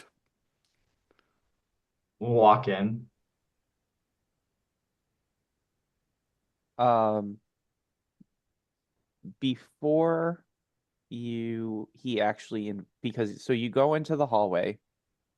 Um, Also, just as an FYI, you do notice that when he came out to see you, he did fully close the door behind him because of that's the polite thing to do given the whole housing situation. Right. So he invites you into the door, which leads into a hallway, and he goes to open his door, but before he does, he seems to there's something on the door, and he kind of waves his hand in front of it, and then he invites you in. And as you walk in, it's a pretty warmly lit and furnished place. um all of the furniture is pretty sturdy, which is important given Hoolister's size. Which means that it's probably one of the few places that Dobrin has been to that would probably be comfortable to sit. uh and he invites you to sit down at his dining room table. You do notice a very stark lack of pictures of anyone. You have a nice place. This is one of the few places that I can actually fits my body. Well, we have similar dimensions, it seems. Let me go get some spoons. And he goes and he grabs a couple of spoons and a couple of cups for the wine. Uh, and then he sets them out and he looks at you kind of expectantly, uh, that you will, and you get the sense that he's waiting for you to actually eat the soup and drink the wine before he partakes. Oh, I thought I was waiting for the trunk thing. Yeah, he grabbed, Dobrin grabs a spoon and eats it, takes a bite And then he waits for the and drinks wine. the wine. And then he just kind of silently nods and then proceeds to eat himself. So, you've come here. You've sought me out. You were clearly seeking me out previously when we were at the ubiquitous Wayfarer. So, speak honestly. What is it that you know, and what is it that you're seeking? We're seeking to understand what the Athar are doing inside the temple. We're an investigation firm, and a young woman has come to us. Uh, and I'm blanking, the player's blanking on the details, but Dobrin wouldn't. Mm-hmm. And she came to us about people disappearing inside the temple and hired us to solve it or to understand what's going on.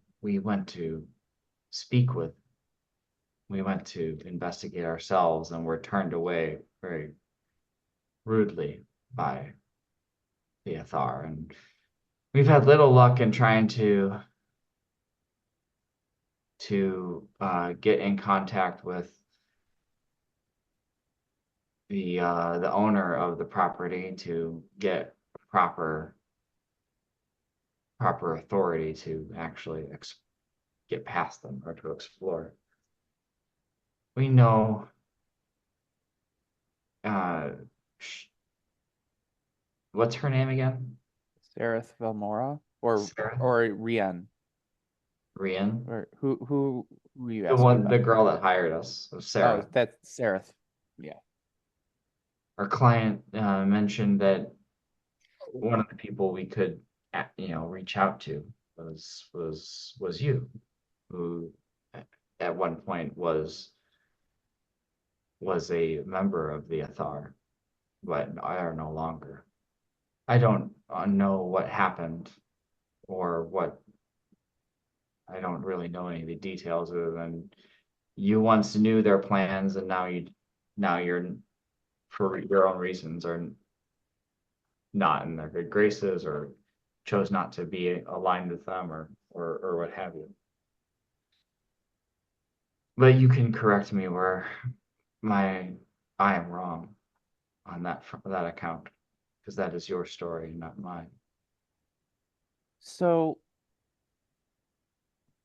you can tell that he seems to be appreciative of how you're approaching this and empathetic to your situation. He kind of takes a moment. As you don't know if this is because he's an Earth Ganassi or if this is kind of idiosyncratic to Hoolister, but he does tend to speak very slowly, and he has these long pauses that can go and be somewhat awkward. You did notice this to some degree in your conversation with him. Um, and he he says, "It was not by choice that I was removed from the Athar ranks. I infiltrated the group. I'm I belong to the Free League, and there were some concerning things going on within the Athar. They're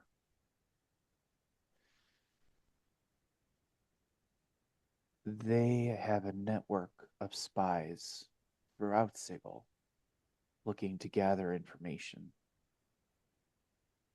A lot of it is to claim seeking out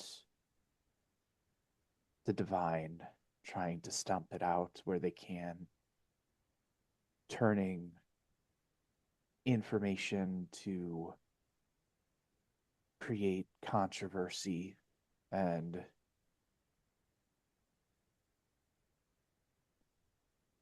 an increased scrutiny on those who practice in any faith. But they also use this network of spies for other reasons. It was those things that I was interested in, not really the matters going on with the church. But I was assigned to the church, and unfortunately, and I do not know how, but I was outed as not truly being aligned with the Athar. But I can tell you with 100% certainty that you do not want to go into the church. It is a very dangerous place. The Athar are, to say the least, cautious when it comes to things that seem related to the divine.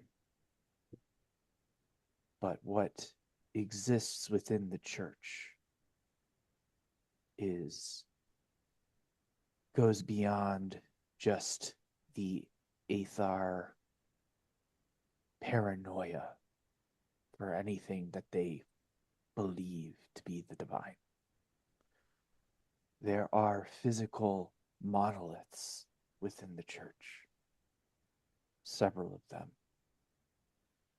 that glow with a blue energy that seems to hum rhythmically at times. The Athar originally were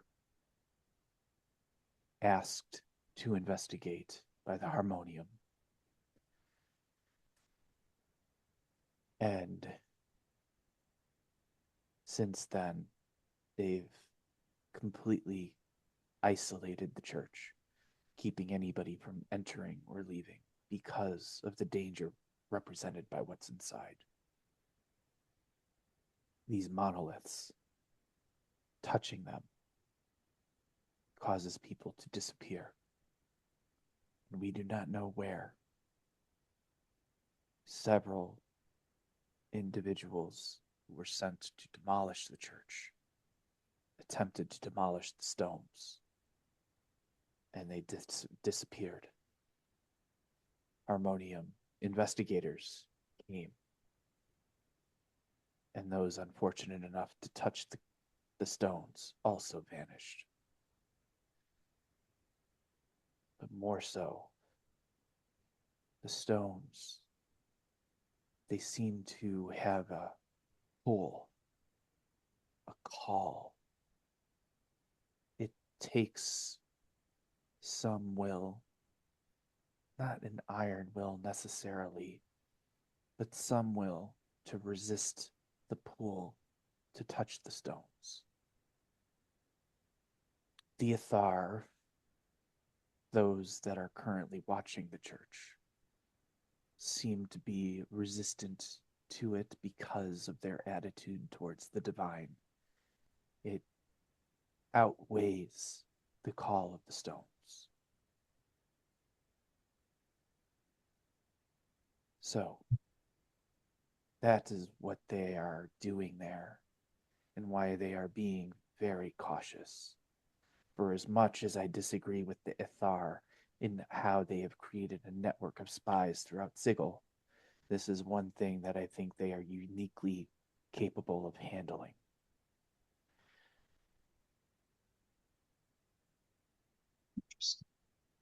Do you know when this started? Were these monoliths always there and they became active, or did they appear? So, as far as I can tell, they've been there for as long as the church has been there.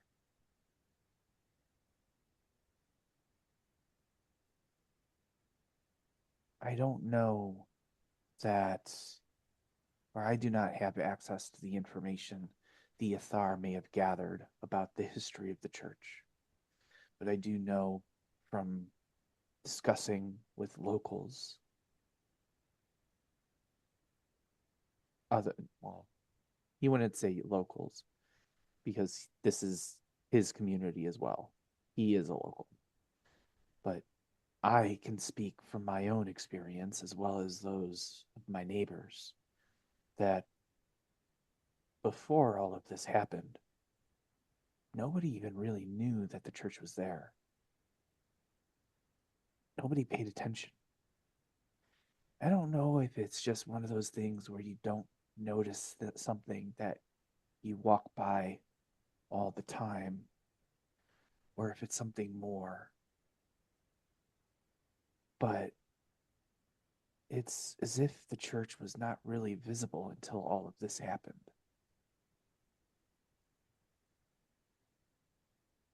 It may not have been. What's that? It may not have been. Maybe. But then, if that's true, what caused the visibility? Did the visibility beget the disappearances? Or did the disappearances beget the invisibility or the visibility?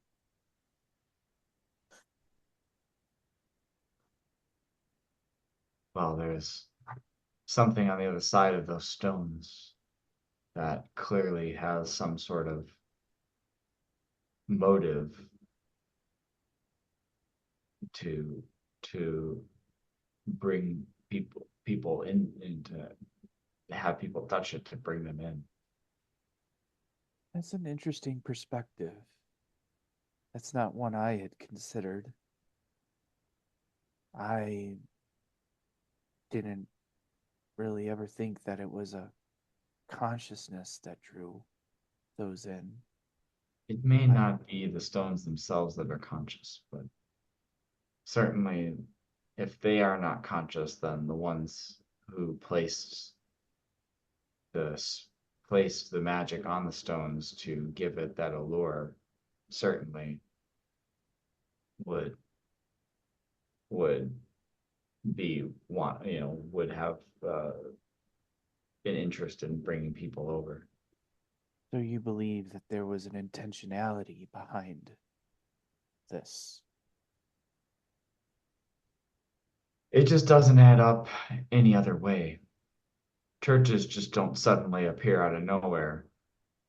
Well, I mean, I guess they do, but uh, church buildings just don't appear out of nowhere. And certainly church buildings with strange monoliths in them, the radiating with some sort of radiating with magic. That's not normal. No, it certainly is not. I think we can There only is, speculate what the true cause is without having gone to other without being able to go to the other side.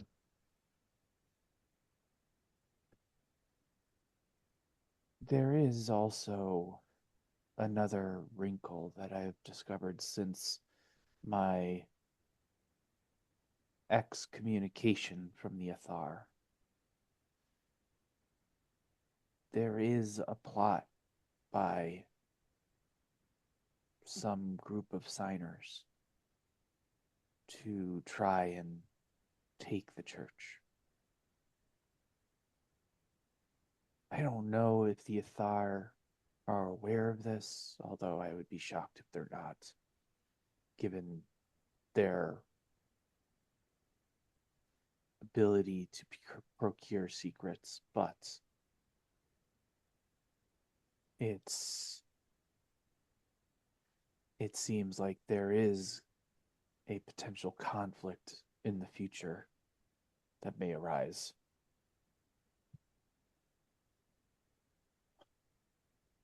You said that you were hired to figure out the nature of these stones. Oh, that's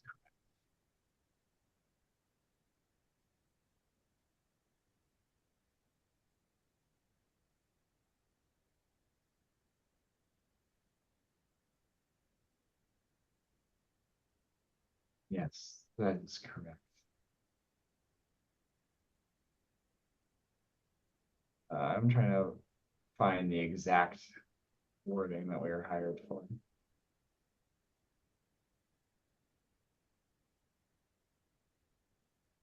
Um,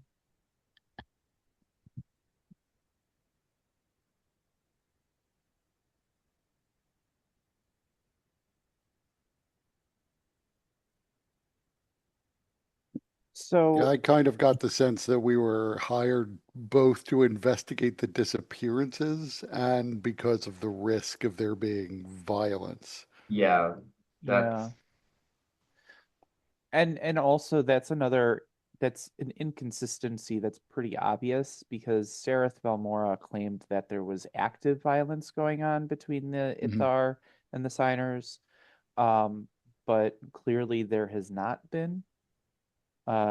So either, I mean, there's a lot of things that may be going along with that, but it seems that Hulisser is confirming that there is a potential danger of violence upcoming. yeah. Maybe she's a time travel. That's what I was thinking too. She's from the future when there already has been violence, and at some point, Fisk got sent to the past and disappeared through one of the pillars, which is what caused them to become visible all of a sudden. Or, well, you can't create matter and energy from nothing, so maybe the time travel required an equal and opposite creature to come and take her place. That it all ties into we had that like missing time where we just like woke up in the office Hmm. Yeah. Which was how long ago? a couple of days. That was like 5 days ago, maybe. Like just before we got this job, right? Yep. Yeah. You woke up in the office having lost time, and that same day, Sarah Thelmora came and hired you.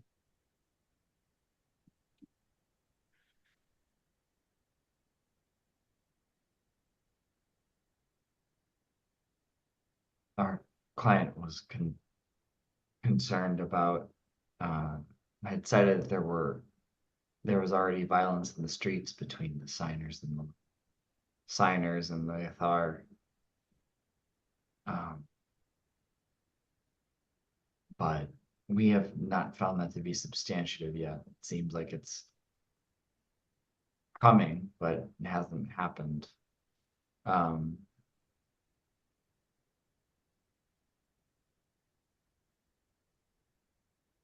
and ideally, we also like to investigate the nature ourselves of these of what these stones are what these stones are capable of and what's on the other side, but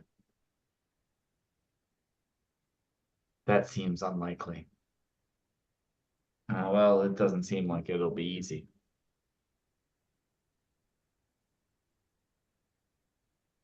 Do you know the philosophy of the sign of one?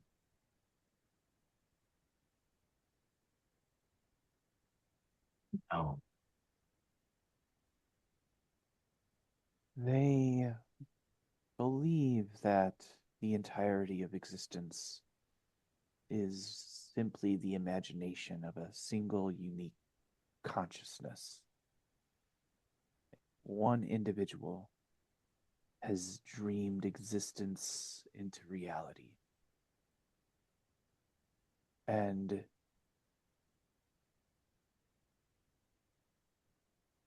all other individuals, all other consciousnesses are nothing but imagined entities, illusions. This is a very solipsistic, whatever that word is, idea, of course, but it may be that the signers who are seeking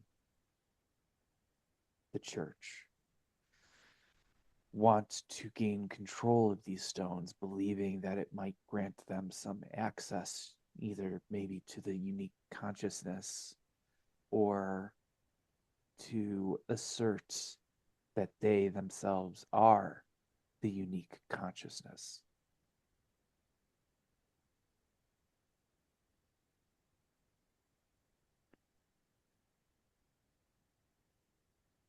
Seems plausible.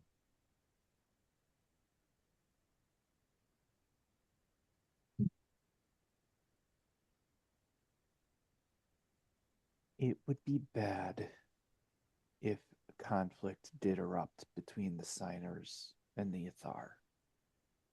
There'd be sigil spanning repercussions for that. No, I don't see it leaving the lower ward.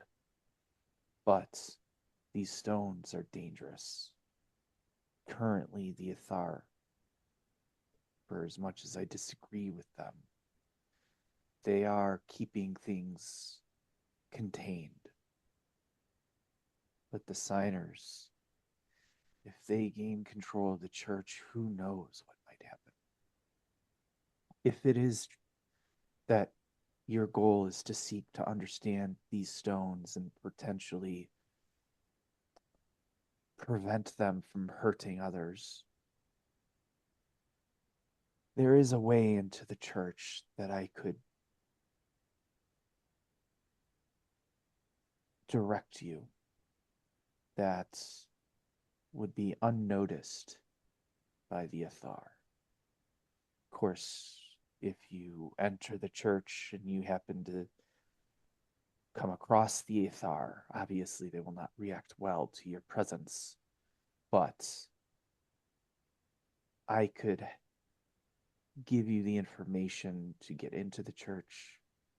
I can give you what I know of their routines so that you could minimize that risk.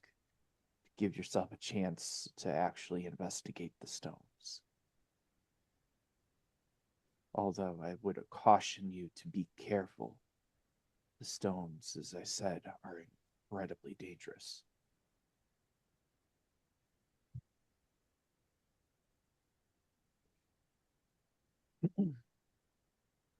That would be that would be great. I think once we were in, we could handle the stealth piece and making sure we're not seen.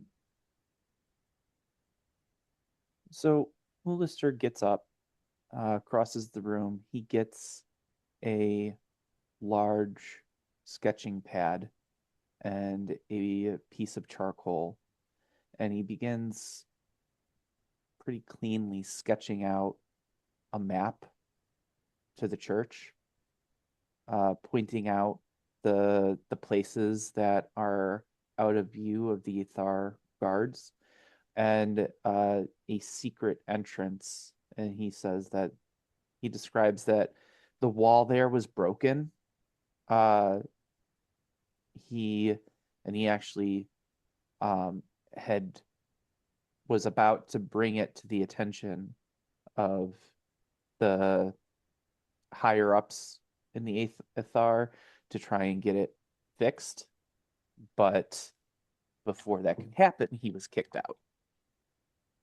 So this is also a nice little fuck you that he's giving you for them. Oh, I like Jazz to will imagine outside kiddos just looking to do their math. Is like, he hasn't been kicked out yet. I think we're doing pretty good. Jazz will hold the parchment that he's drawn up see if he can see the image of a cat's butt in it. Give me a perception check Yeah. or investigation, whichever you prefer. He has advantage, right? Because he's got the glasses. Eh. I know. I just heard this guy likes cats, and Is it a butt or is it a I mean, you definitely think that you see some lines from previous drawings, but you can't mm, confirm. You can't yeah, confirm if it's a cat anus. yeah.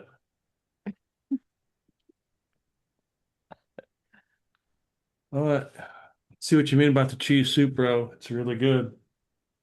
Because I'm sure that Chaz was eating it the whole time he was listening. He just pulled the bowl over and he was like, "Really, all right, bro?" imagine the soup is hot, so it's like fogging up his glasses.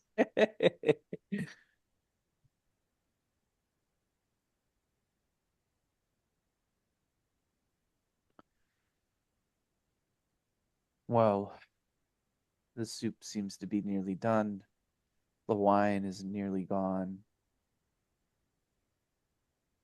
Were there other things that you were seeking this evening? I think that is the main questions that I had. Thank you for sharing wine and soup. In the future, I would recommend that you be cautious about the information that you share about somebody that you know who doesn't know you.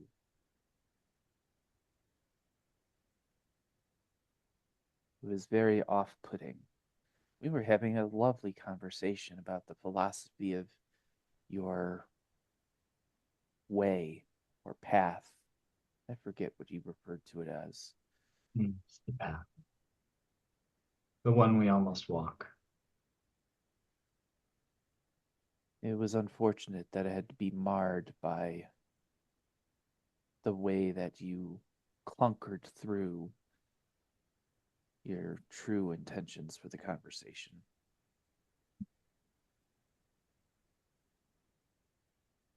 Well, the path does not always lead in a straight line. It winds and zigs and zags, but you always do arrive at your destination. But That may be, but if it's a choice between walking a straight, safe, obstacle free path and winding through thorny bushes and razor vine to get to the same destination, I would choose the cleaner path. Both lead to the same place. One is a little bit less messy. hmm, that's fair. I've the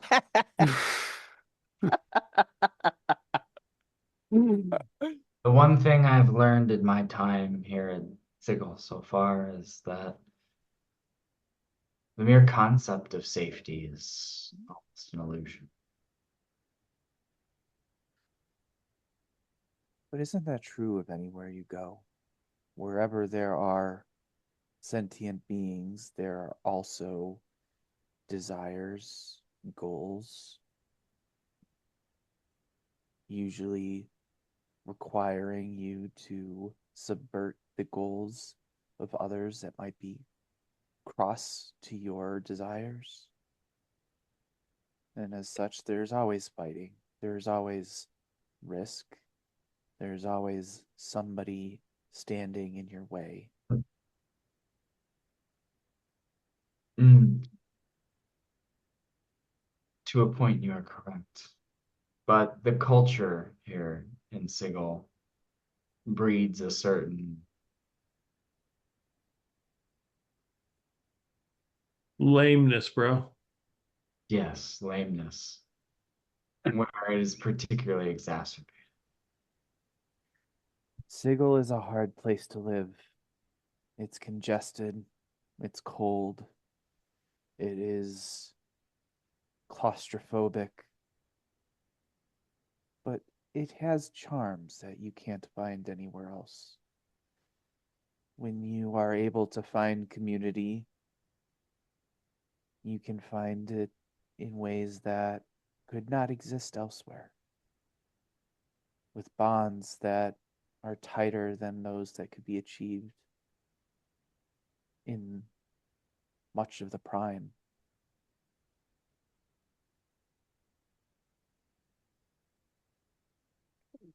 I believe you. I just have yet to find those bonds or that community as strong. My Are coworkers, you like, sure?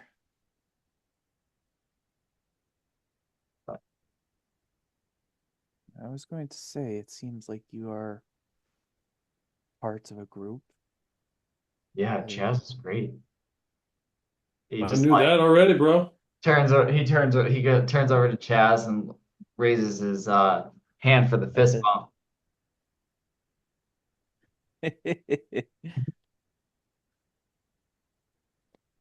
Jazz is like, when you've earned it. Is it your a hand or is it your trunk that you Serious. Trunk punch.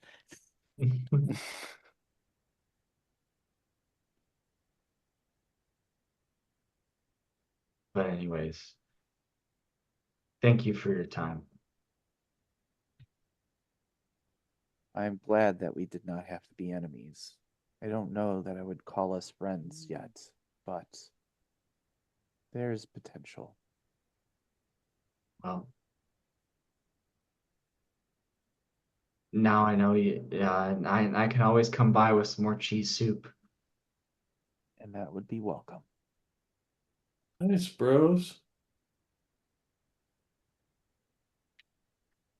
So Hoolister politely sees you guys to the door, uh, and he does ask that you take the bowl and the wine bottle with you. No problem, bro. Yeah, well,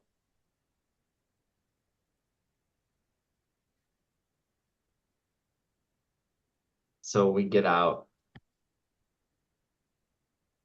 outside, look for Cadeau and Uthermath.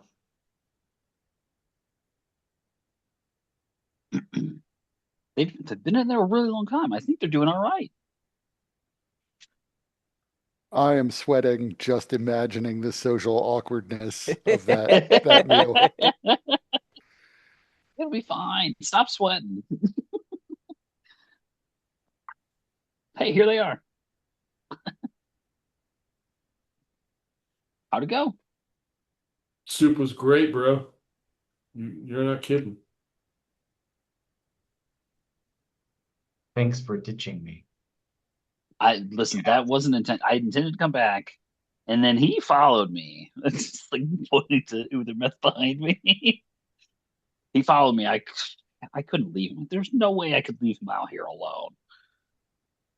He These are looks over dangerous. to These Uber. are dangerous streets. How'd it go? Useful? Well, we found out some information. We should discuss it in a more private area. Right. It's getting late. We got a picture that may or may not be of a cat's butt. The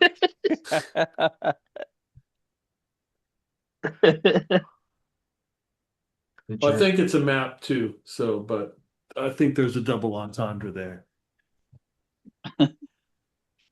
I, I take it, look at it, squint my eyes.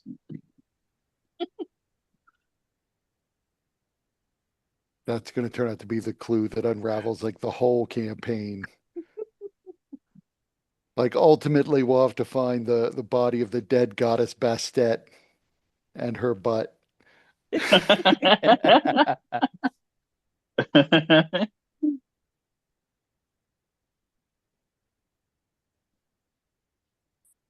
Is there a cat motif going on in this? Oh, yeah, you can see it. I It's knew it. there. I knew it. Is there an anus in it? That's the real question. Yeah, that's More like than the one. killer that made everybody disappear. Yep. Yeah, is suspiciously placed on the map. It's a wormhole. Right. All who fall into the butthole disappear.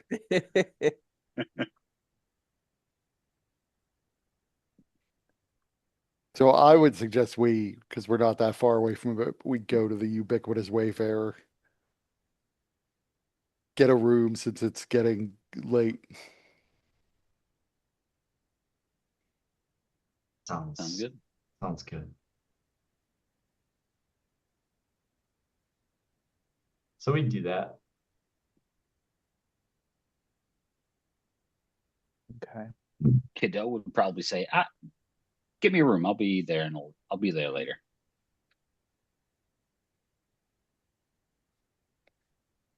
I think Kiddo's going to go back to the building that got covered up.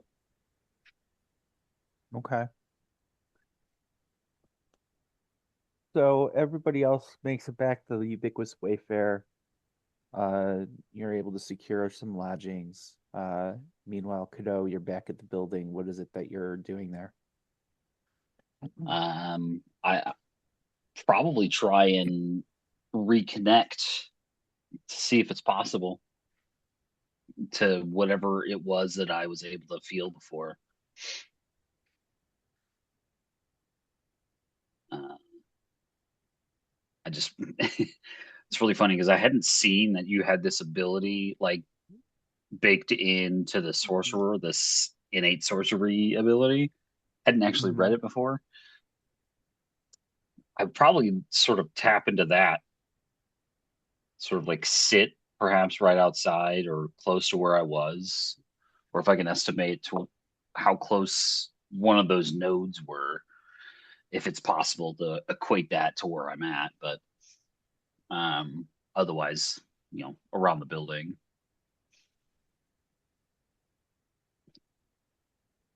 So, how long are you willing to stick around attempting this? Um, if I fall asleep, I fall asleep.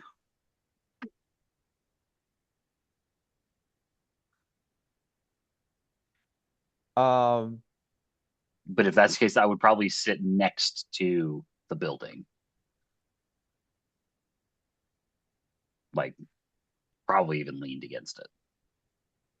so you try to concentrate and bring yourself back into that state to try and get closer and to re-experience what it was that you did earlier. There are a couple of times where you think that you might reach it, but it always escapes your grasp, like trying to hold on to a single drop of water. It it just is fleeting and ephemeral and unsatisfying. As you sit there, the sky turns from lighter to darker as it does in Sigil to mark the passing of time. And then in a moment, you, with your eyes closed, trying to meditate, trying to bring about this experience, you feel some movement and rustling and realize that your cranium rat has taken off. Um,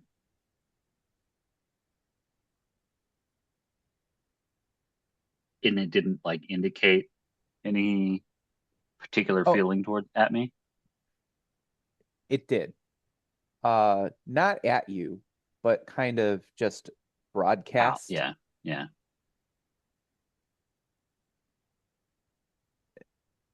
excitement and thirst.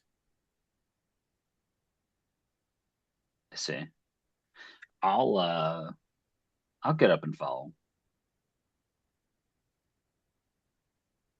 So you follow him to the same block as the Ubiquitous Wayfarer, and he darts in between some of the alleys, clearly expert in their awareness of Sigil, similar to yours, potentially even superior to your own. Mhm. And eventually it finds this spot in an alley and it just starts writhing around. It's rolling on its back, it's letting out noises of pleasure and squeals of joy. And it Uh, very similar to when you would not have noticed it because you were out, but everybody else that saw it, it was yeah. like when a dog comes across a kill and it's like rolling around on it, trying to get its scent all over it. Um, that's what your pet is doing. I sit down there and try it again. Where am I at? You're in an alley not far from the ubiquitous Wayfair. That's the only other sort of landmark in the area then? I mean, it's the biggest one you're that makes sense based on what you've experienced in the lower ward right now. Sure. Okay. Yeah, I sort of clear the mind and reach sort of attempt to get to a state again. Last time I used sorcery points or the spell points or whatever, so I'll do it again. Okay. And if necessary, using that innate, like as soon as I feel like maybe I got something, I might try and do my innate sorcery at that point to sort of tap into that magic that flows through me. Maybe it can So catch a current of some kind or something.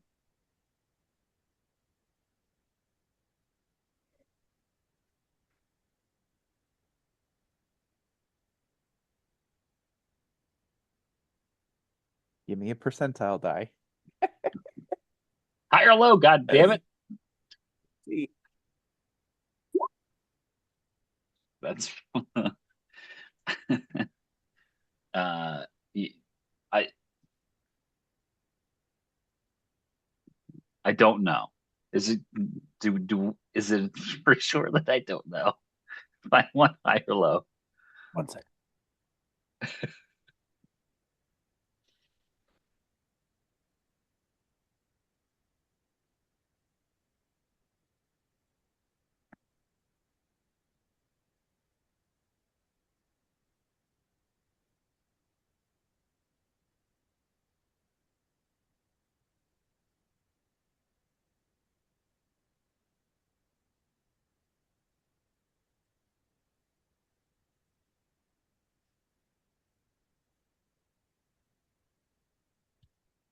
Sorry, guys. Um, No problem. I will say we're probably gonna wrap up after this. If you want to use an action point, you can. Yeah, I mean that's what I was trying to confirm. If it was if I do for sure don't know, I'll use the action point and try it again just to see if I can cover my bases. Well, unfortunately, it's low. Shall I roll to confirm? You know what? Yes. I get fucking pulled into the goddamn abyss. Well, no, I mean, good thing covering your bases if it was a confirm to like if you wanted low and you're trying to Uh-huh. confirm something bad, the 15 helps. Hmm. Uh, Hmm.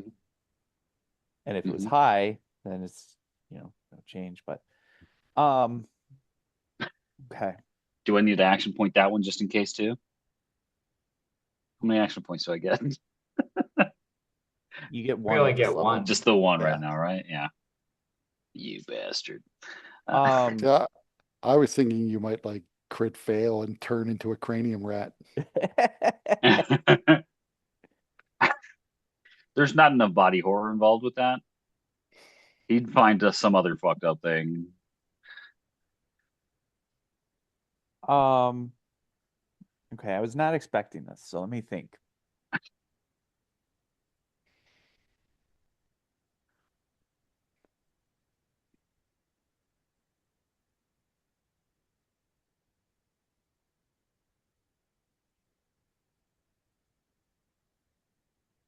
You know what? Since we're close to the end, anyways, why don't we wrap up there and I'll send you an email with what you experience. All right. How does that sound, everybody? Wrap up here. Good. Sounds, That sounds sounds fine. Okay.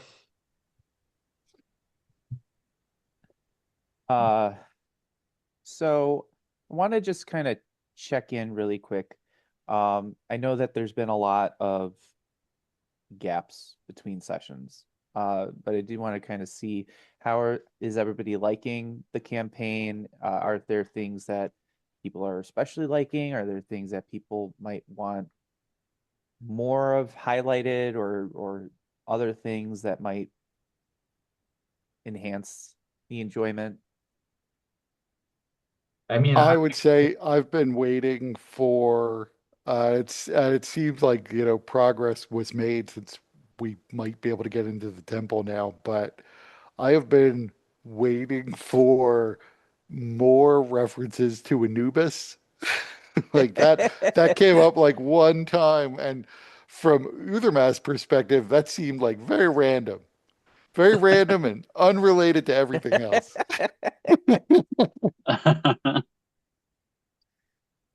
But hey, maybe that is what Cadeau is tapping into now. Because Cadeau don't remember shit about fucking Anubis. yeah.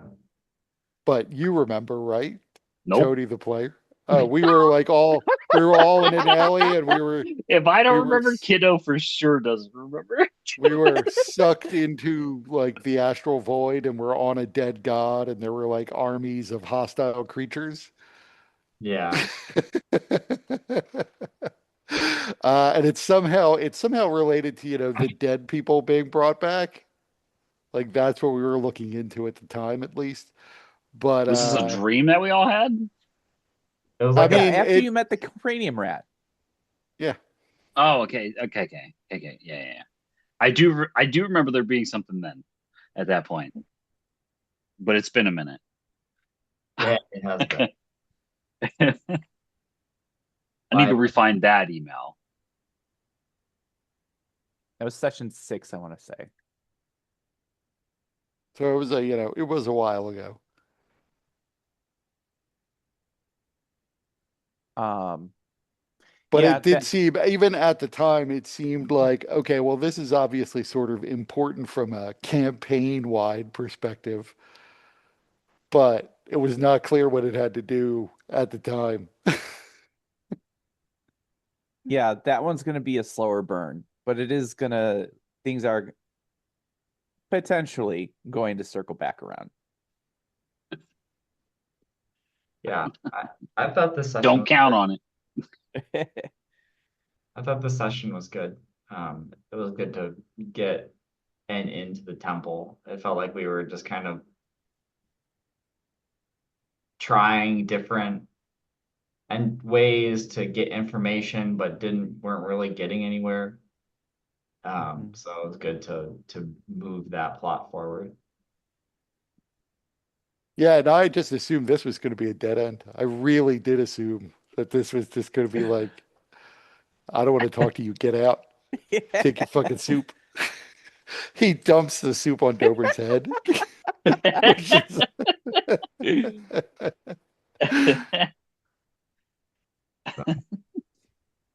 Oh,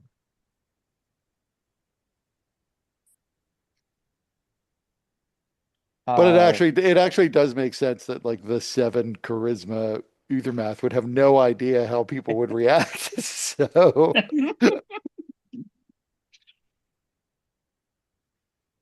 um, yeah. What about in terms of the campaign overall? What are people's thoughts? I mean, I feel like it doesn't, at least from my perspective, it doesn't feel like we're not like that far in. I mean, well, it's session 12, so we're really not that far in. But like, it feels like we're still like on the introductory part of the campaign. So it's like kind of tough to tell. Like we're kind of but in And it might be a sort of an almost reintroductory because we did have to have that gap for a minute.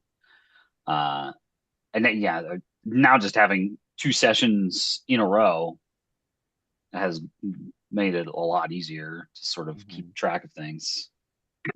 and I imagine that, I forget the guy's name, but the first client we had and whatever he was looking into with Elias and with Eliath and all that, like that will also tie into this.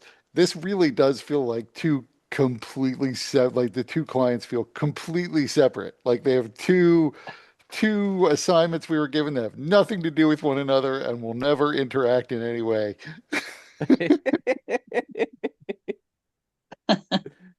Two See, unrelated projects. I don't know. I think Cadeau just assumes everything's related. Like, Whereas I some way that comes back around here. It always does. whereas I imagine that Uthermath has had a lot of different cases over like the 3 years he's been in Sigil.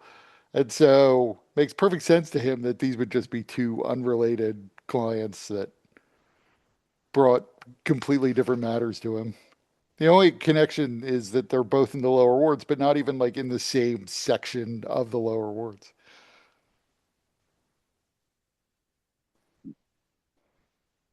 So I yeah, am I don't, he wouldn't tend to see coincidences everywhere. yeah. I like the world building of like up to the point where we're at. Like I think that's been good. It's been yeah, fun that to explore Sigil.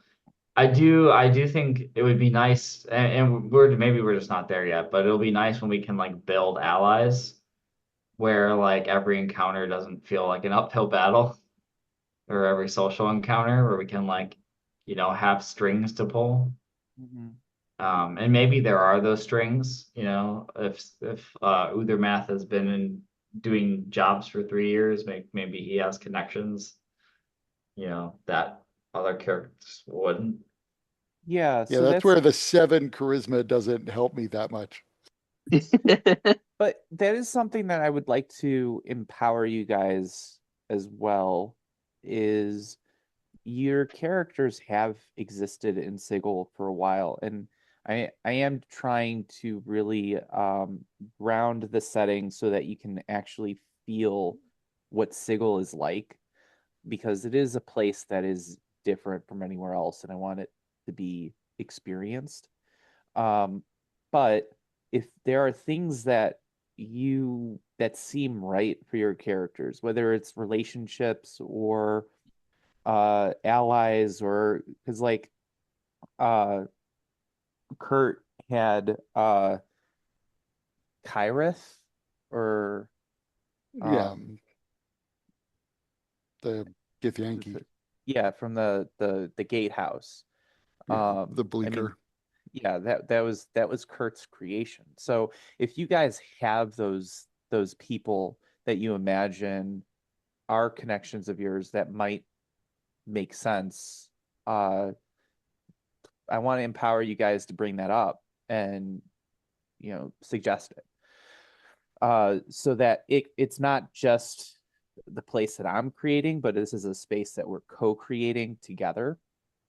Um, but also I do want to say that you guys are starting to build allies. I mean, the Ben and Wall, your first client, that ended well enough that he may be somebody that can be called upon.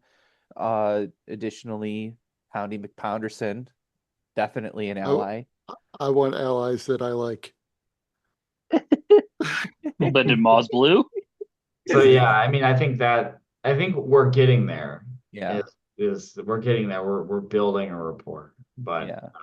so yeah, Yeah, I would Do point it. out when Dobrin always Uthermath says was Sternfeld.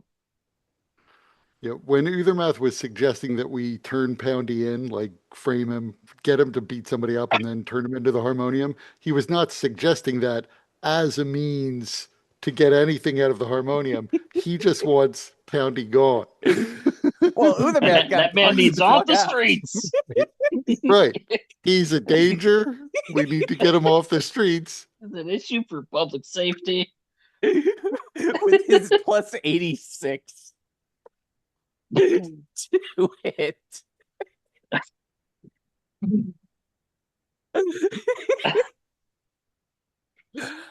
Um,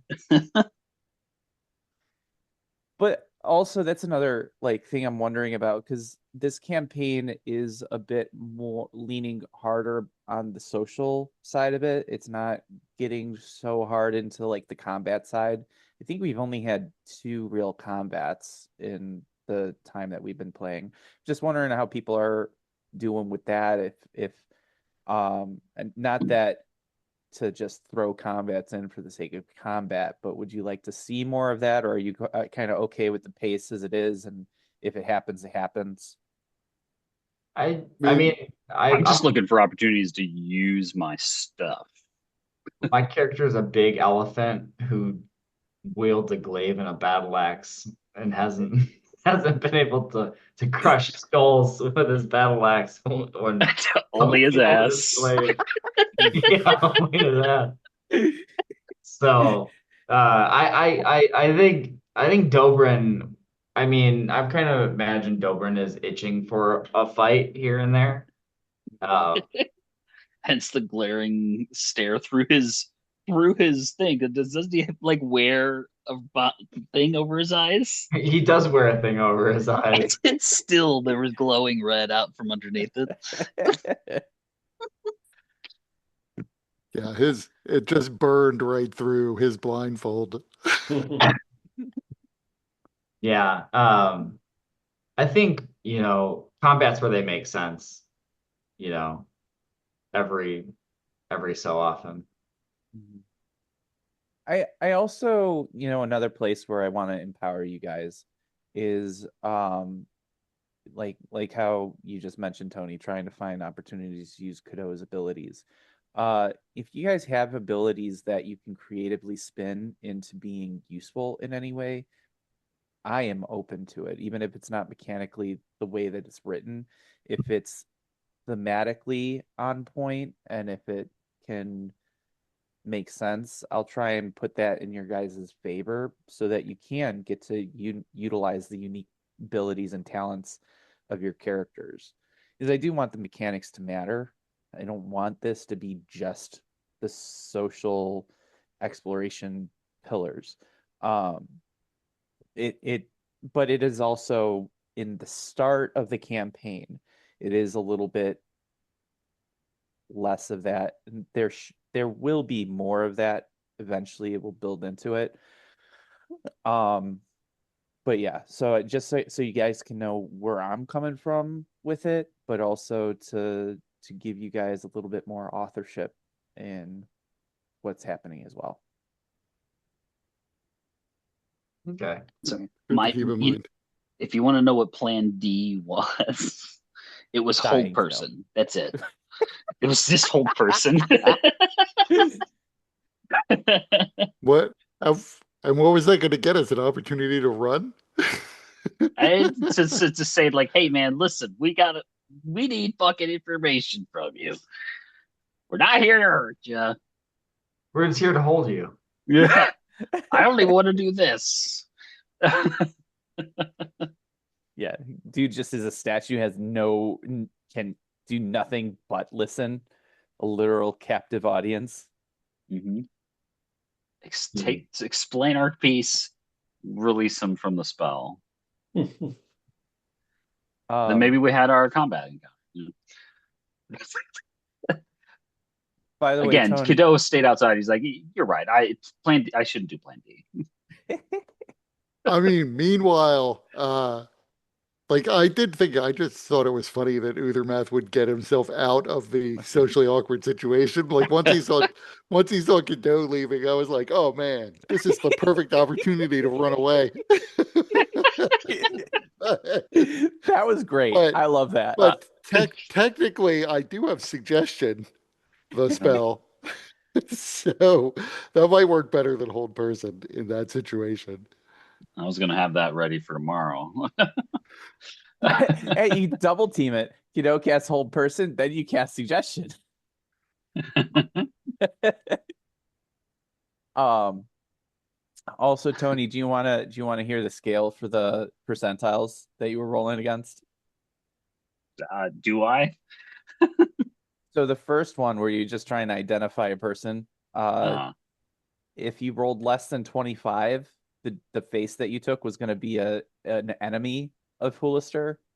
Uh, this guy has a lot and of fucking enemies. 25%. uh, and 75 or better, Hoolister would have walked out as you were trying to do that. In between, you'd just find somebody that worked. With the second scale, when you actually got up to the door, 95% or better, you were gonna have transformed into this dude's best friend. That's not what I wanted. 75 or better would have been a friend. Uh, Between 25 and 75 would have just, which is what you rolled, just some guy from the neighborhood. Less than 25 would have been somebody that Hoolister's not on good terms with, and 5 or less would have been like a mortal enemy, like on site.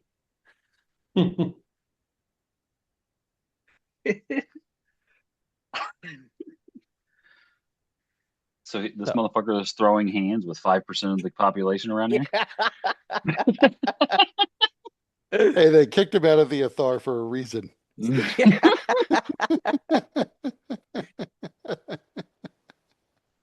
Like it's like they didn't even care that he was a spy for the Free League. They're just like, this guy's an asshole. He keeps getting into fights. And what's his fascination with cat butts? That's the honest reason he got kicked out. The Aethar is like, how can we be like God haters and allow somebody that likes cat butts? That just doesn't make sense. No way. This guy is not the one. Clearly, Yeah. right? The one wouldn't be obsessed with cat butts. Right, but then it turns out the whole layout of the temple is like arranged like a cat and with the butt at the center. I'm pretty sure I He saw some cat he in the map. is right. He is Yep. that one guy who's dreaming the whole universe into existence.